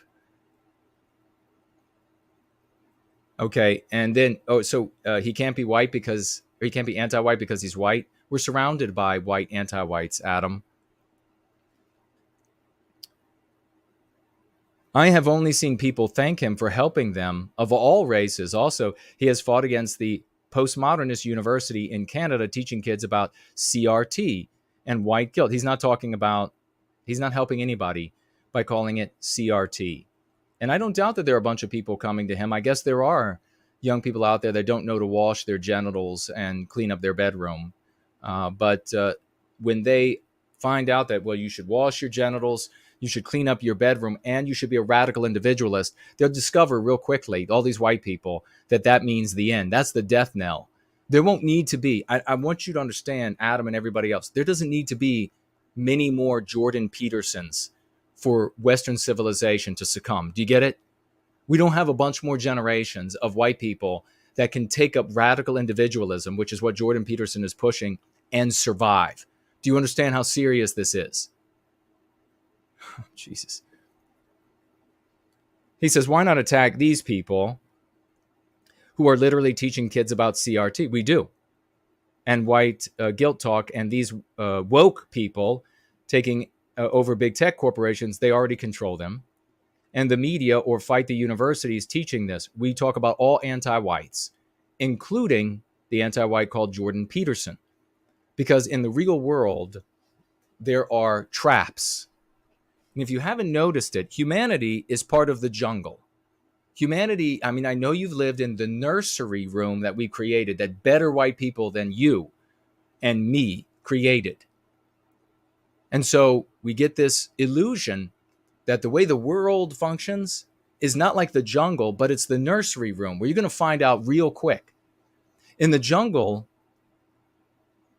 the leopard who can hide in the leaf litter and not be seen until you are close enough for it to tear your throat out is a greater threat to your life than something you can see from miles away. For example, you could be at the seaside. You could know about tidal waves, about tsunamis, and you can see the sea beginning to recede. And then you can make the decision to flee to higher ground because you know that off in the distance of both time and space, a killer is on the way, right? That's easy to see if you have the knowledge. We're teaching that about anti-whiteism when the anti-whites are most flagrant, right in your face. White kids are evil because they're white. But we're also going to teach you about the leopard's spots. Because it's far more likely if you live somewhere where there are leopards that you could be walking through the jungle, the real world is the jungle, and not see those spots in time. That is what Jordan Peterson represents, although it's sort of a Kermit version of a leopard. That is why we have to tell you about Jordan Peterson. He may have helped you clean your room. He may have made you laugh or feel good when he took down a feminist, which is really an anti-white, or some woke person or whatever it is that they call themselves. He may have helped you in some way here or there. He may have struck you as bright here or there. But the bottom line is he's teaching you to disavow the creations of our people, the works of our people, by these convoluted, nonsensical illogic. And you are buying into it, and that is the poison, the insidious poison that will finish you for good. So you can say, well, you know, this guy, for all those Jordan Peterson fans out there, I know you're out there, lots of you, you need to say to yourself now, you know what? That guy helped me out in this way and that way, but I discovered a fatal flaw. Because if I continue going that road, going beyond those like minimal things that he taught me about life and how to get better, get by, feel better about myself, how to understand some of the people around me, how to understand relationship dynamics. If I go beyond that to how to serve the well-being of Western kind and the kind of arguments, convoluted nonsense, bullshit arguments that he's making, I will harm our people to the point of death. And that means, since I'm a member of that people, me and all the people I care about as well. Drop Jordan Peterson as soon as you feel like you have a clean bedroom. Master Fountain says here, I would not want to get on the bad side of Jason. He verbally eviscerates all of his enemies. I appreciate that. And I think we had another person they wanted me to speak to. Oh, this is about Peterson's daughter by Freecore. Wrote, Peterson's daughter said that in the house she grew up in, her dad had around 100 Soviet art pieces hanging all over the house. If a man likes Soviet art and symbology, well, he might be a communist. Communist is just another, as it intersects with Western kind, just another subset of the superset that is anti-whiteism. And so, yeah, isn't that something? But we do have here by, is it Unknown Californian? Jason, thank you for taking the time to reply. How does GoingFree tackle one of the root causes of white erasure, which is, he says, diversity, and he also uses the anti-white concept, which we don't use, multiculturalism, and diversity, also an anti-white concept. If we know that non-whites seek access to whites, how does accepting them achieve this? So this is a completely incorrect view of the challenge, and I'll share.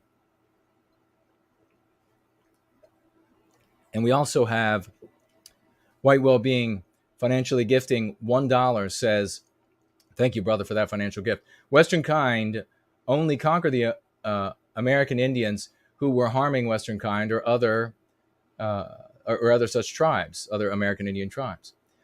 We allied ourselves with some of them and protected them from some of those tribes. Absolutely true. And that's absolutely true, brother. Thank you for that. And every people throughout history has always done, when they've shown up at someplace new, they've said, who can we ally ourselves with? And who do we have to take out? Because that's the jungle. That's how the real world really works. Now, this question here, Unknown Californian, and I'll take a look at the financial gifts and make the calls right now, so don't go anywhere. I think White Wellbeing Advocate was first, I think, for a quick tale. Unknown Californian, how does GoingFree tackle one of the root causes? You would say this better. How does GoingFree, because what he's done here is he's included hidden premises for a challenge to our well-being, that if you don't exclude those hidden premises, you have to speak to in the process, which protracts a response beyond intelligibility and opens the door for attacks on the argument. How does GoingFree tackle one of the, how does GoingFree handle diversity and multiracialism? GoingFree enables us to recapture our destiny. Unknown Californian, are you in a position to move chess pieces on the game board of the lives of peoples and nations? Are you somewhere where you can move pieces, where you don't have to, where you like SimCity style controlling of civilization? And I don't mean this to be, I'm just trying to be, it's trenchant because I've got to move quickly. And you sound like you can take reality. So are you in like a SimCity scenario?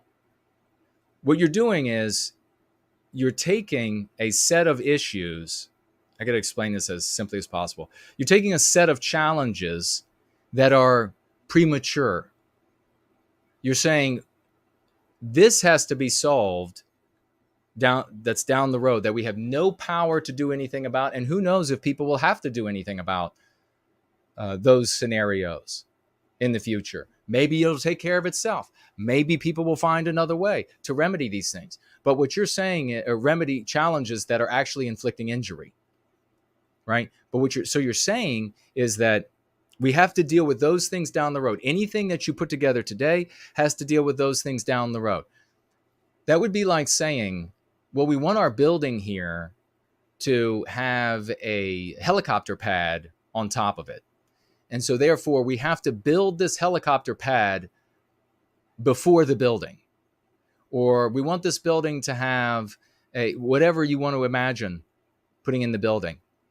We want this building, or we want this business that'll be in this building. We want this business to be able to do exports to Cambodia. So even though we are just starting off mom and pop in Mayberry somewhere, if we're going to take a single step forward with the mom and pop shop, we have to solve for exporting to Cambodia first. No, that's not how the real world works.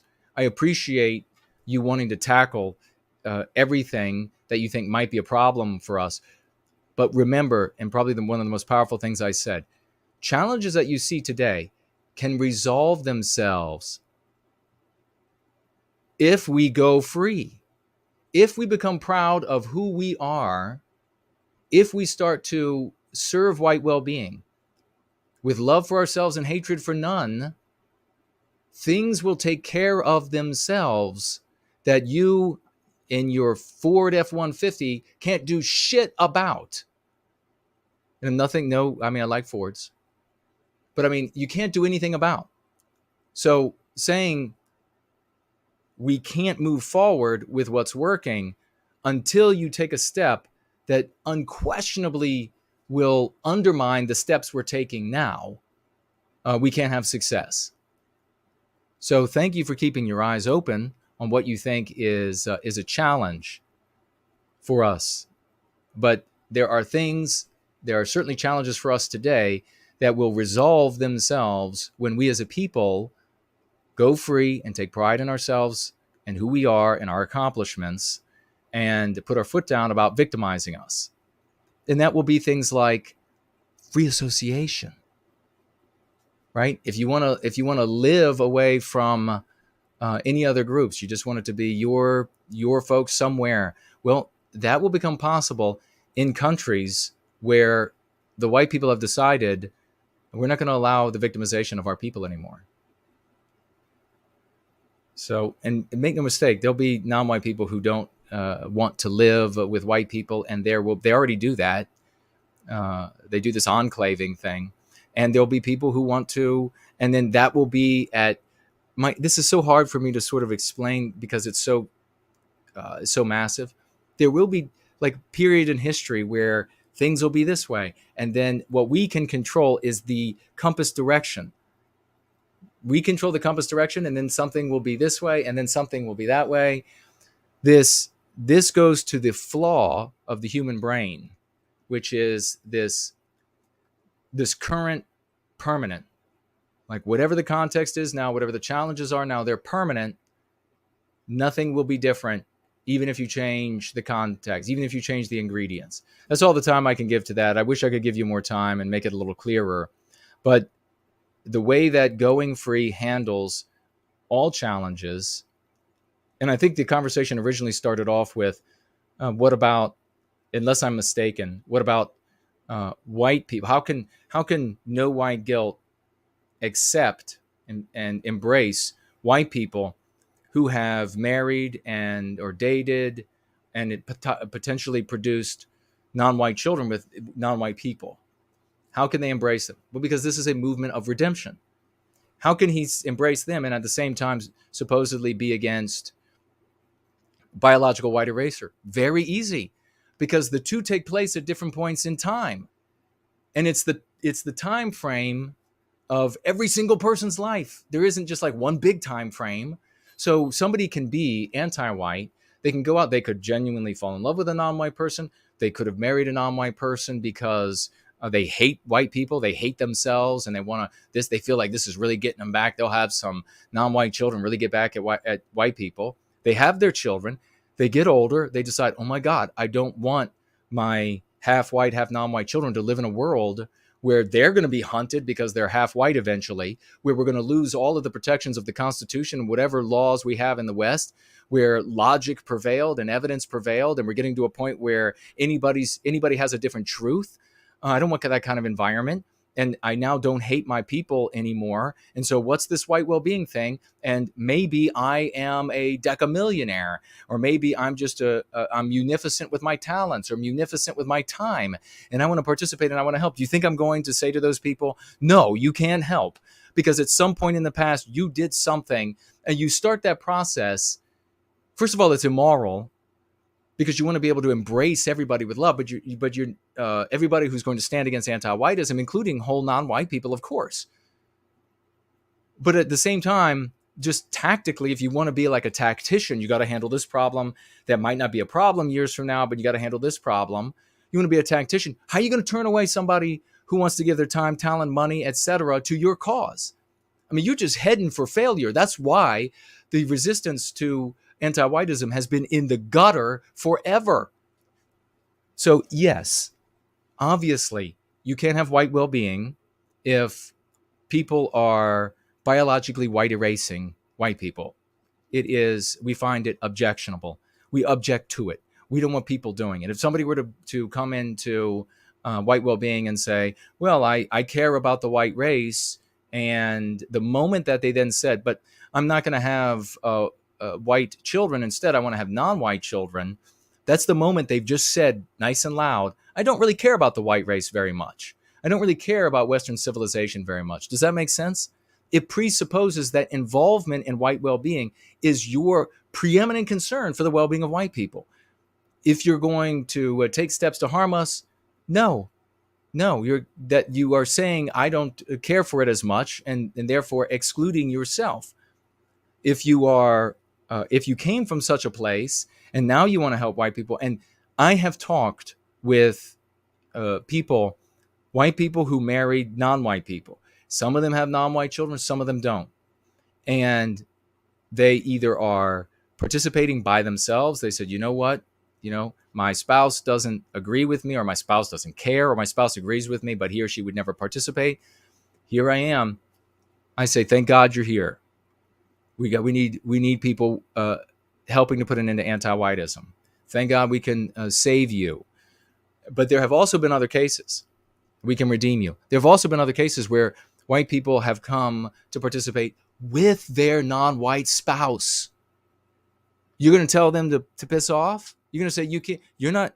They're supporting white well-being. If you have somebody show up in a non-white spouse, they got married years ago. These are actual cases. And they come up and the non-white spouse says, my God, the country is anti-white as all hell. I love white people. I married a white person. We've got to put an end to anti-whiteism. You're going to tell those people, nope, you're not allowed. You're going to whittle the thing right down to no one. There'll be nobody who's perfect enough. Look at me. I am perfect. And all of these like ant gnats and cult gnats, they're always talking about their perfect whatever phenotype and guy. Here I am, light featured, star athlete, IQ that will make your nose bleed off your face. And they want nothing to do with me. They are more than happy to take people that are questionably white as their leaders. Taking calls now. Oh, let me get these. Vincent B, $5 financial gift. Thank you, brother.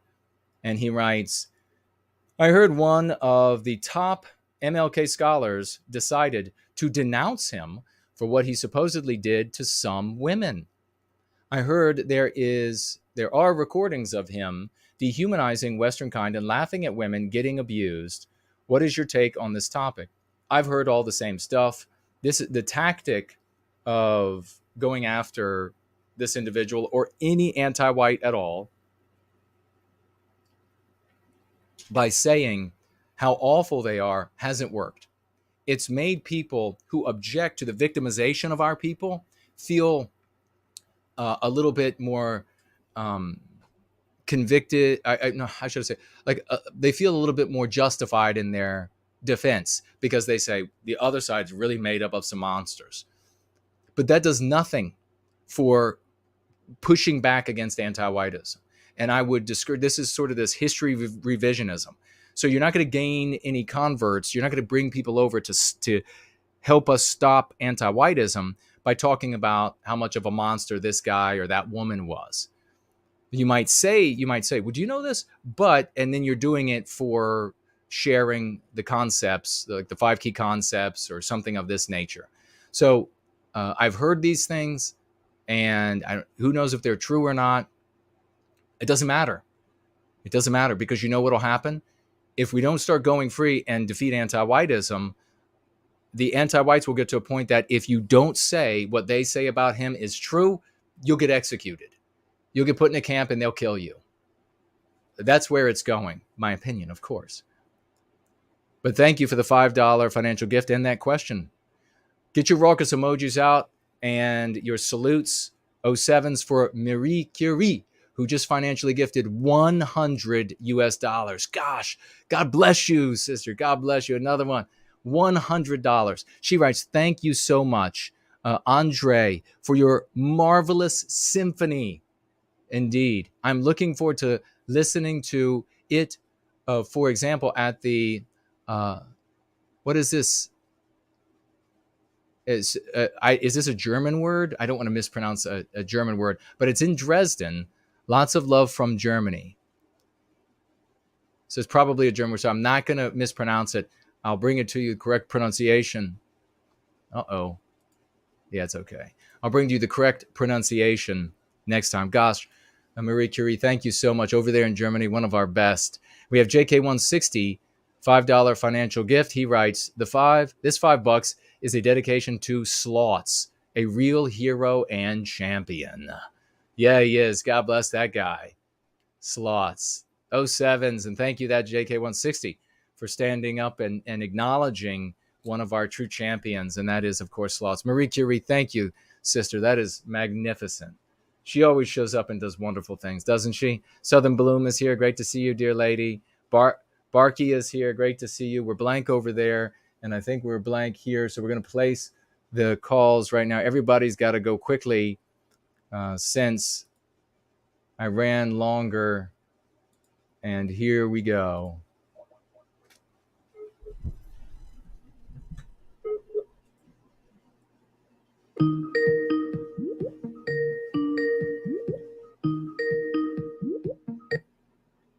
Brother.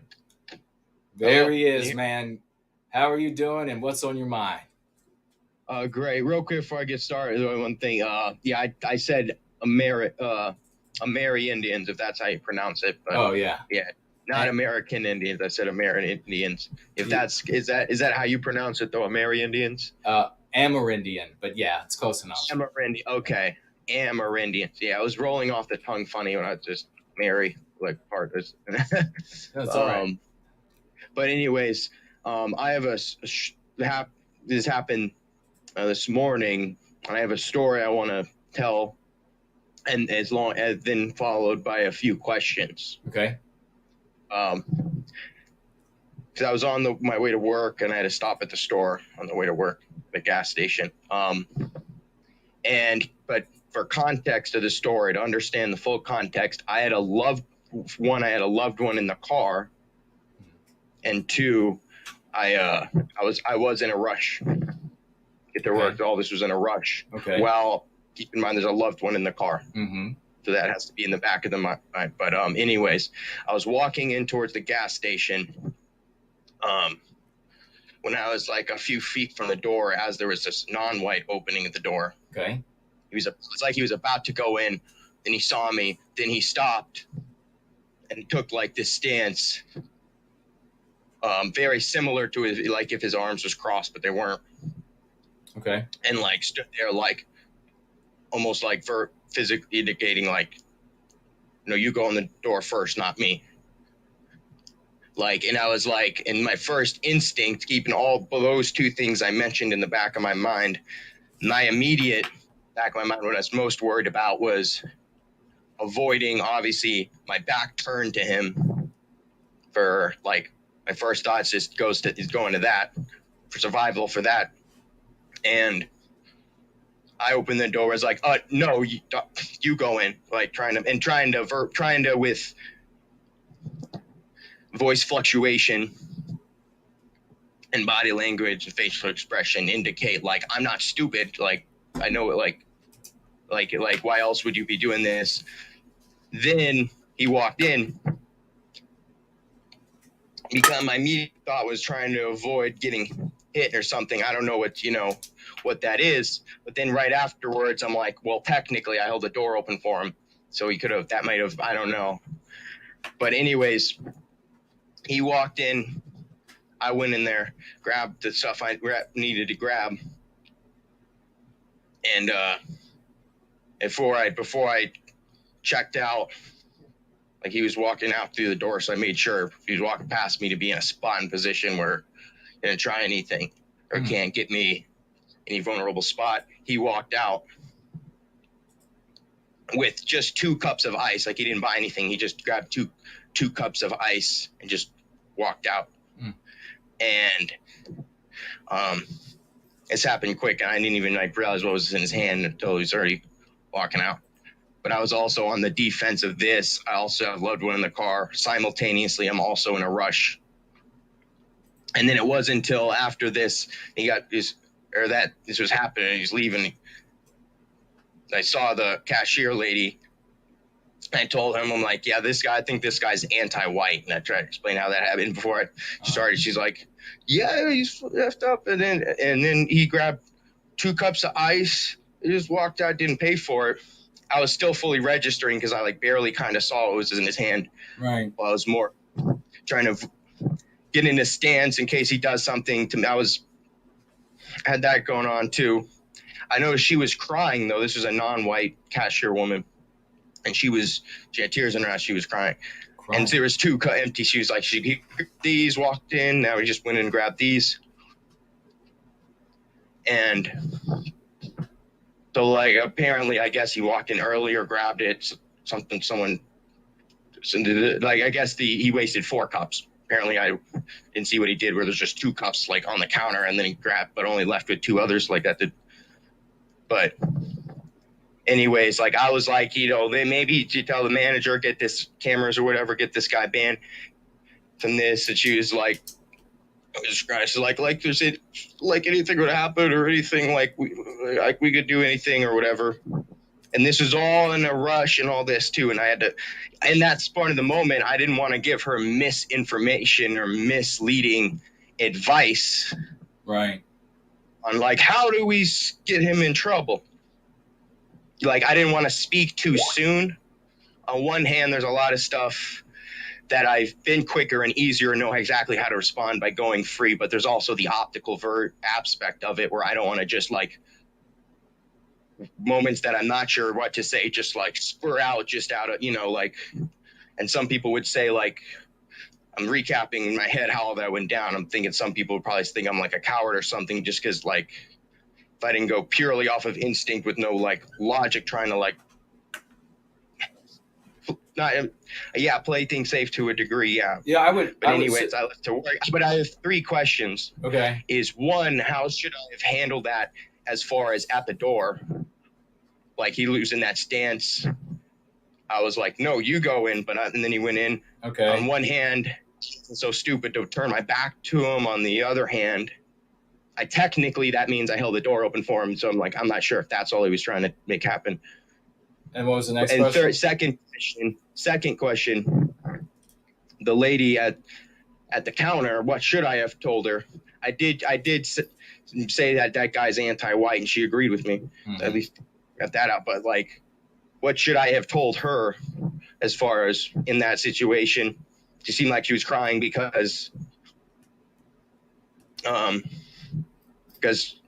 she figured nothing's gonna happen, and she just cried because she couldn't stop him from walking with free cups. Mm-hmm. But in retrospect, later on, I'm aspecting this later in the day. Maybe it's possible. Maybe he said or did something else too when he was in the store or something Right. And what's your third Be question? there early. The other 2 cups there. But what should I have done at the door? What should I have told her?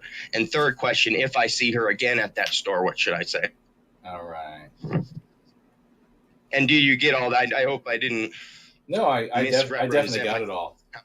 Yeah. No, I got it, brother. Let me let you go. I'll answer those questions, and we'll get on to the next caller. And thank you so much, brother, for everything you do and for sharing this. I mean, it sounds like it was a pretty nerve-wracking scenario, but thank you for it.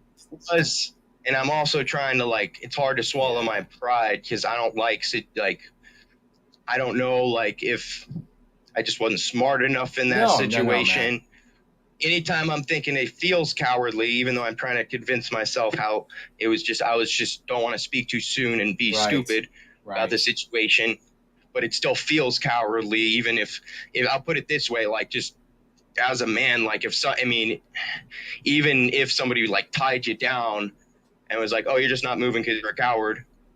Even if you know you're tied down in a sense, from that, it still eats at your pride. Sure. No matter how or why. I get it. Yeah, I get it. The reason.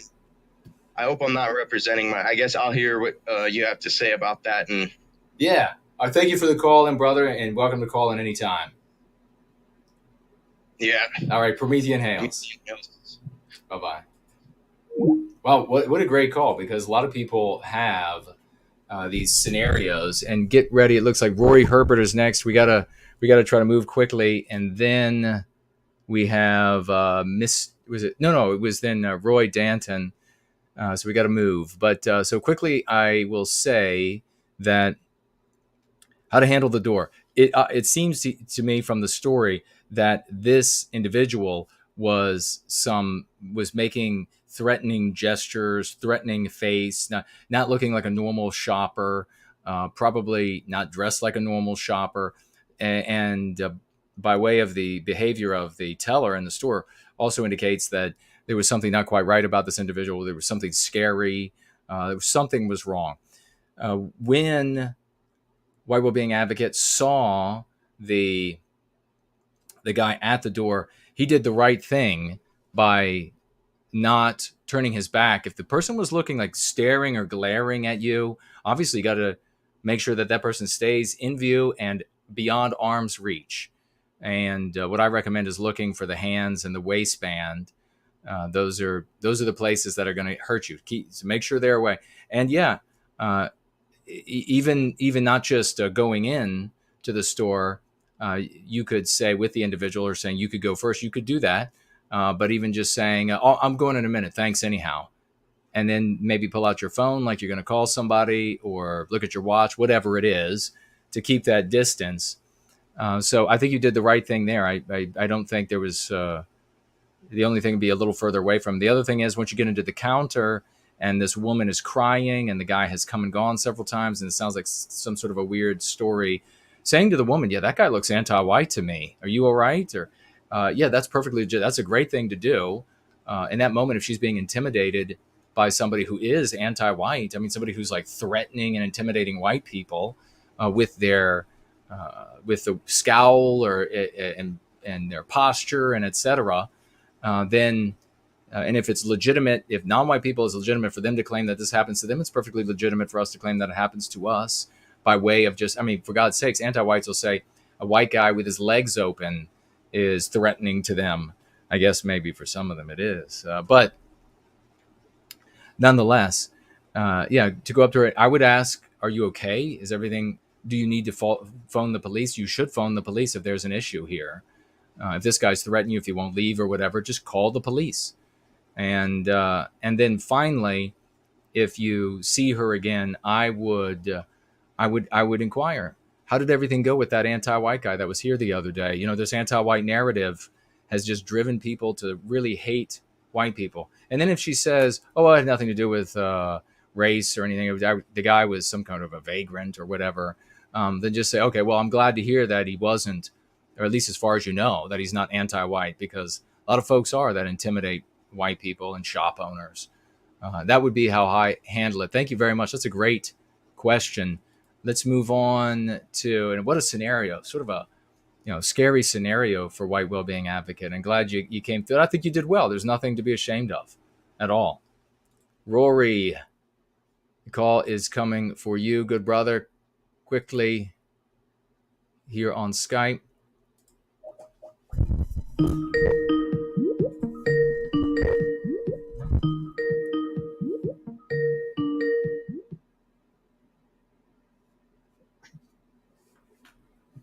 Good evening, Jason. Good evening, good sir. How are you and what's on your mind? I'm okay. Firstly, I just want to congratulate you on your shirt. Well, thank you, sir.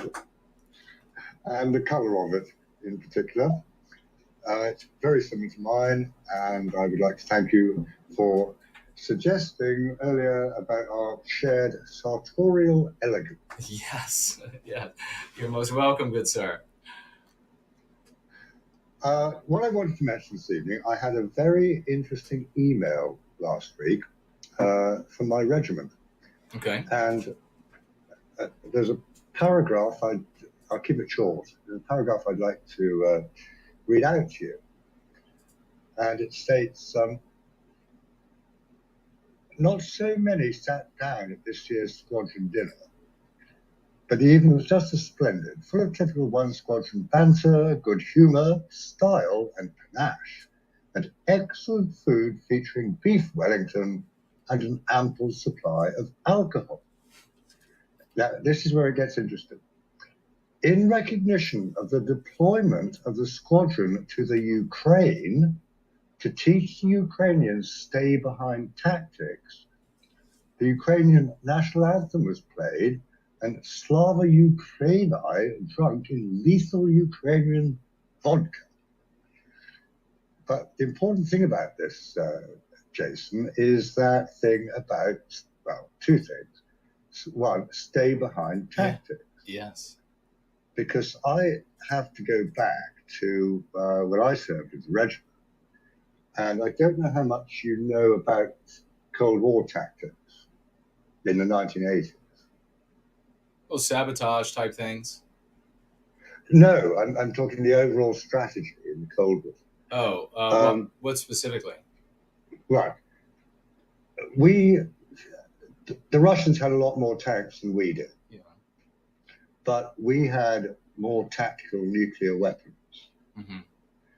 So the overall strategy was to let them come over the inner German border. Yeah, so we'd actually pull back our main forces. And we would have these regiments that would dig in underground bunkers on the edge of German forests. And then after the first wave of Russian tanks had crossed, we would then take out the communication centers, the Scud B missiles with artillery fire, and if it came to it, tactical nuclear weapons. Wow. So that's what stay behind, that word stay behind, observation post. You go underground, let the forces come over you, and then you hit them where it hurts. So I thought, well, that's, going back to that email that I read out, I thought, well, two things about that. Firstly, it's quite clear that we have special forces operating in the Ukraine, right, despite your favorite channel, CNN, denying it. Right. And I'm also sure that if the British Army are doing that, then it must be the same with the United States Special Forces, such as the Rangers, Navy SEALs. I'm sure that's all going on. Yeah, without question. And that is that's a piece of information that is alarming, because that could very well mean that we're going to see more involvement. I mean, that's a declaration of war, and we could see more involvement in the field with what appears to be a finish to the war and the bloodshed, and then an eruption of bloodshed. So that's absolutely alarming. And is that what your takeaway is, that there's a possibility of that?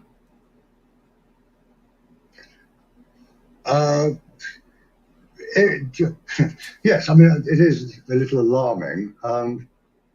I'm more concerned that the mainstream media isn't reporting on this. That, you know, we are clearly troops on the ground there. Maybe not right in the front line, but yes, our nations, United States, I understand, but definitely the United Kingdom, yeah, we're fighting the Russians. We're in the scenario which joined Nicole what I fought for, but I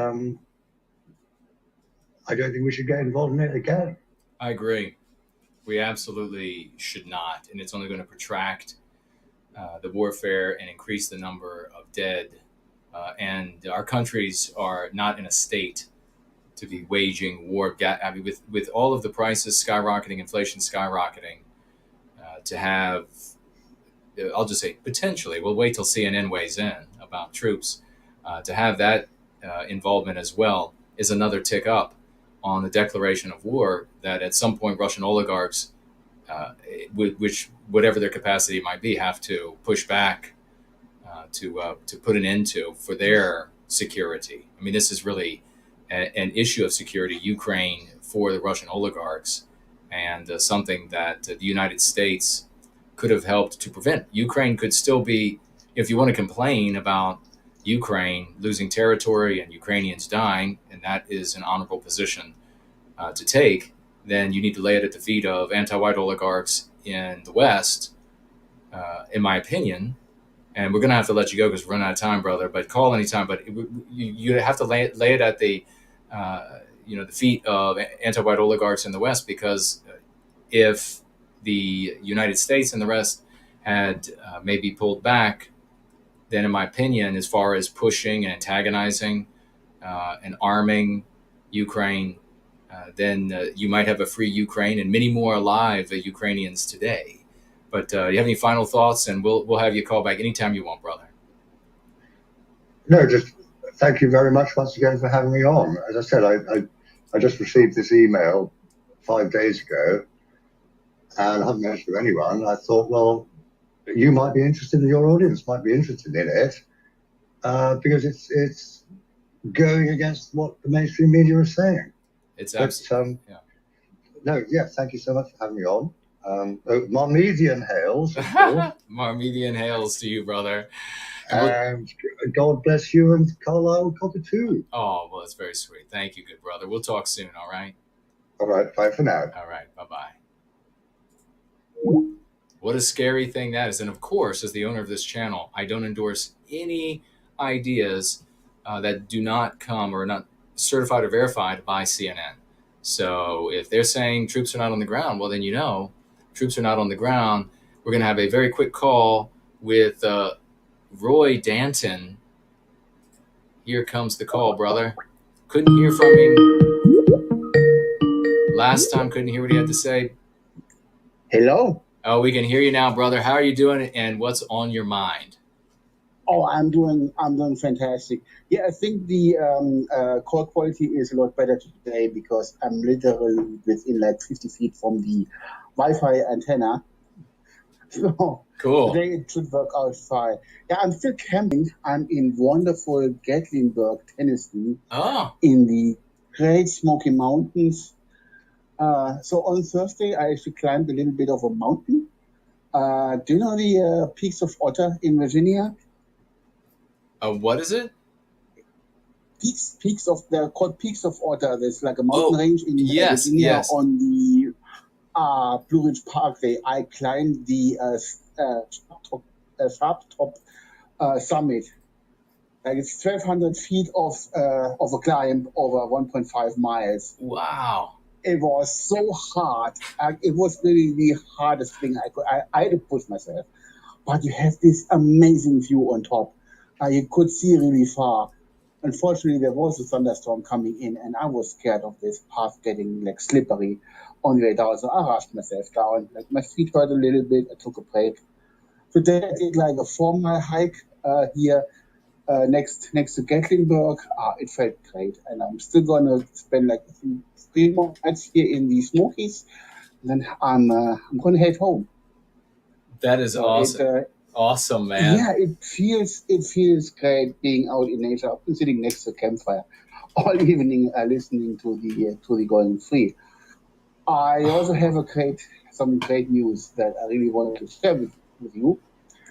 And it's not something I had any part of it. So we basically have to really give a full maximum eagles, like full round of applause to our very dear sister, because she did all the work. Oh no, brother. Brother, you're breaking up. Maybe I shouldn't move on. Hello? Yeah. Oh, we heard you say hello. Go back to whatever position you were at before. Yeah. And then keep going. Is it good here? Yes, sir. Go ahead. Okay, yeah. So the AFA has secured the fourth half north of, I think it's somewhere in Florida, not entirely sure, but somewhere near water. And in the announcement post, the Isaiah Gothi explicitly thanked both you, Jason, and the Greater Non-White Guild community for having helped with the financing of that half. Apparently, a large amount of money for that half came from people going free in the AFA. And our dear sister, Julie Storm, really did all the work. And I just want to let you guys know, and we should celebrate her and her great achievement. This is her night, and her night to celebrate. Well, thank you so much for letting us know about that. And let's do get a big round of raucous emojis and 07s for Julie and the work that she did there, and the unnamed champion who is going free and truly one of the biggest hearts in the world. And for that gentleman, a big salute and a big thank you for the AFA, acknowledging that that going free, people who are going free, helped and actually enabled this to happen for the AFA. And a big debt of gratitude as well to you, because I didn't even know this was in their letter. God, man, that is fantastic. That is such great news. I got the news days ago about that it had gone through, and there was going to be this new Hof, I think they call it, and it's going to be built. And really looking forward to that. And we got to let you go, brother. To any final thought, though? But I want to thank everybody. Please do celebrate. Get out your raucous emojis and 07s. But final thought, brother, and we'll let you go. You guys all really need to spend more time outside. It is amazing. And also, really push yourself doing something. Don't overdo it. Don't try to push yourself to something that you cannot complete, but go that little extra thing. Find a mountain that you think might not be able to climb it. It feels amazing once you're standing on top of it, and you're looking down. Today, this wasn't really a mountain. I mean, I know hobbits, groundhogs, and Dutch people, they might call it mountain. I would call it a hill, but it still felt great. It was still like a 4-mile hike. Lots of river crossings, waterfalls.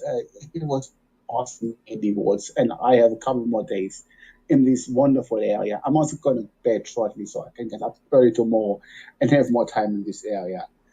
So I want to wish you the very best and say Promethean Hails. Promethean from Hails. the wonderful Great Smoky Mountains in Gatlinburg, Tennessee. Promethean Wonderful Hails. evening and good night. Good night, brother. Bye-bye.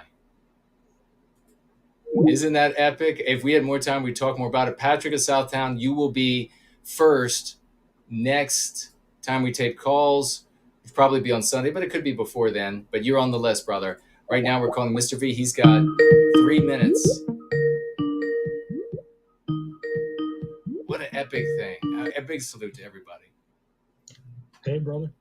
Brother, we putting you under a little bit of a time pressure. You got 3 minutes. The floor is yours. All right, I can do this. Okay. So good news is we've been keeping up with the book clubs and the karaoke nights. And we also did, yesterday, we did a comedy night for the first time. Oh, cool. Yeah, so that was co-hosted by the Ontario GFC and the California GFC, and we watched, some funny clips, good comedy, not like the nonsense you see today. And then at the end of it, we broke down an anti-white clip by an anti-white who thinks he's a comedian. He thinks he's funny, and the title of the video was "White People Are Going Extinct." Wow. That was the title of this anti-white piece of crap's video, and the whole video is him basically fantasizing about white erasure, using anti-white slurs. And so we broke that down. That was quite interesting. So that's what we're going to do with comedy nights, is we're going to watch. So we're going to have good real comedy, and then we're also going to break down anti-white comedy. Laughing at anti-whites is very good. Yes. And also breaking down the MPs in anti-white quote comedy is very useful as well. Fantastic, man. Yeah, and the latest news is we're in talks with someone who wants to run a Tennessee GFC. Oh, right. So we'll see where that goes, and we might have another GFC on the way. So those are all the good news that I got, and I'm really looking forward to Patrick's call. Patrick does so much good work. He's really helping to organize the GFCs as well. He runs Kick-Ass GFC himself. He does book clubs too. So, I mean, what more can I say? Get into the video description, look at the GFC contacts, and contact the GFC that's closest to you. If you don't know, which GFC you should join, you can contact me, gofreeclub@protonmail.com. Or if you want to start a GFC, you can also contact me there, gofreeclub@protonmail.com. And that's, I'll leave it there, brother. Excellent, man. You are a master. And I'm going to be giving everybody more time. We're going to allot, especially if we're going to have this many calls, it's going to be great. We'll just have like the final hour will be comments that from the community and calls. But we'll let you go for now, and we'll have Patrick of Southtown first next time we take calls. All right? Awesome. Looking forward to Patrick's, and everybody else. Call into the show. We want to hear from you. Thank you so much for all the great work you do, brother. Oh. Thanks to our brothers and sisters. Promethean Hails. Promethean Hails. Bye-bye. What an epic champion. Mr. V and Patrick of Southtown. It's good that we'll have Patrick of Southtown first next time, because we don't want to rush him when he's got a bunch of good things to share. I want to get a big salute to everybody who is participating, everybody who in any way is serving white well-being, munificently giving of their time, talent, money, etc. to this cause. It is so very important. We have another financial gift. It's Unknown Californian, $5 gift. And he says, what benefits do non-whites get by being our allies if we understand the root cause of white erasure? The root cause of white erasure is not non-white people present. He says diversity. Will they become atomized and deracinated in the end? Won't they wish to assimilate and stay within white society? Again, you have a current permanent mind frame. So the big question here is, could white erasure be practiced upon a white country without any non-white people present? Of course, you could absolutely destroy a Western nation without, oh man, we are out of time. I'll have to speak more to it the next time we are together, but we got to go, folks. I love you. Go free.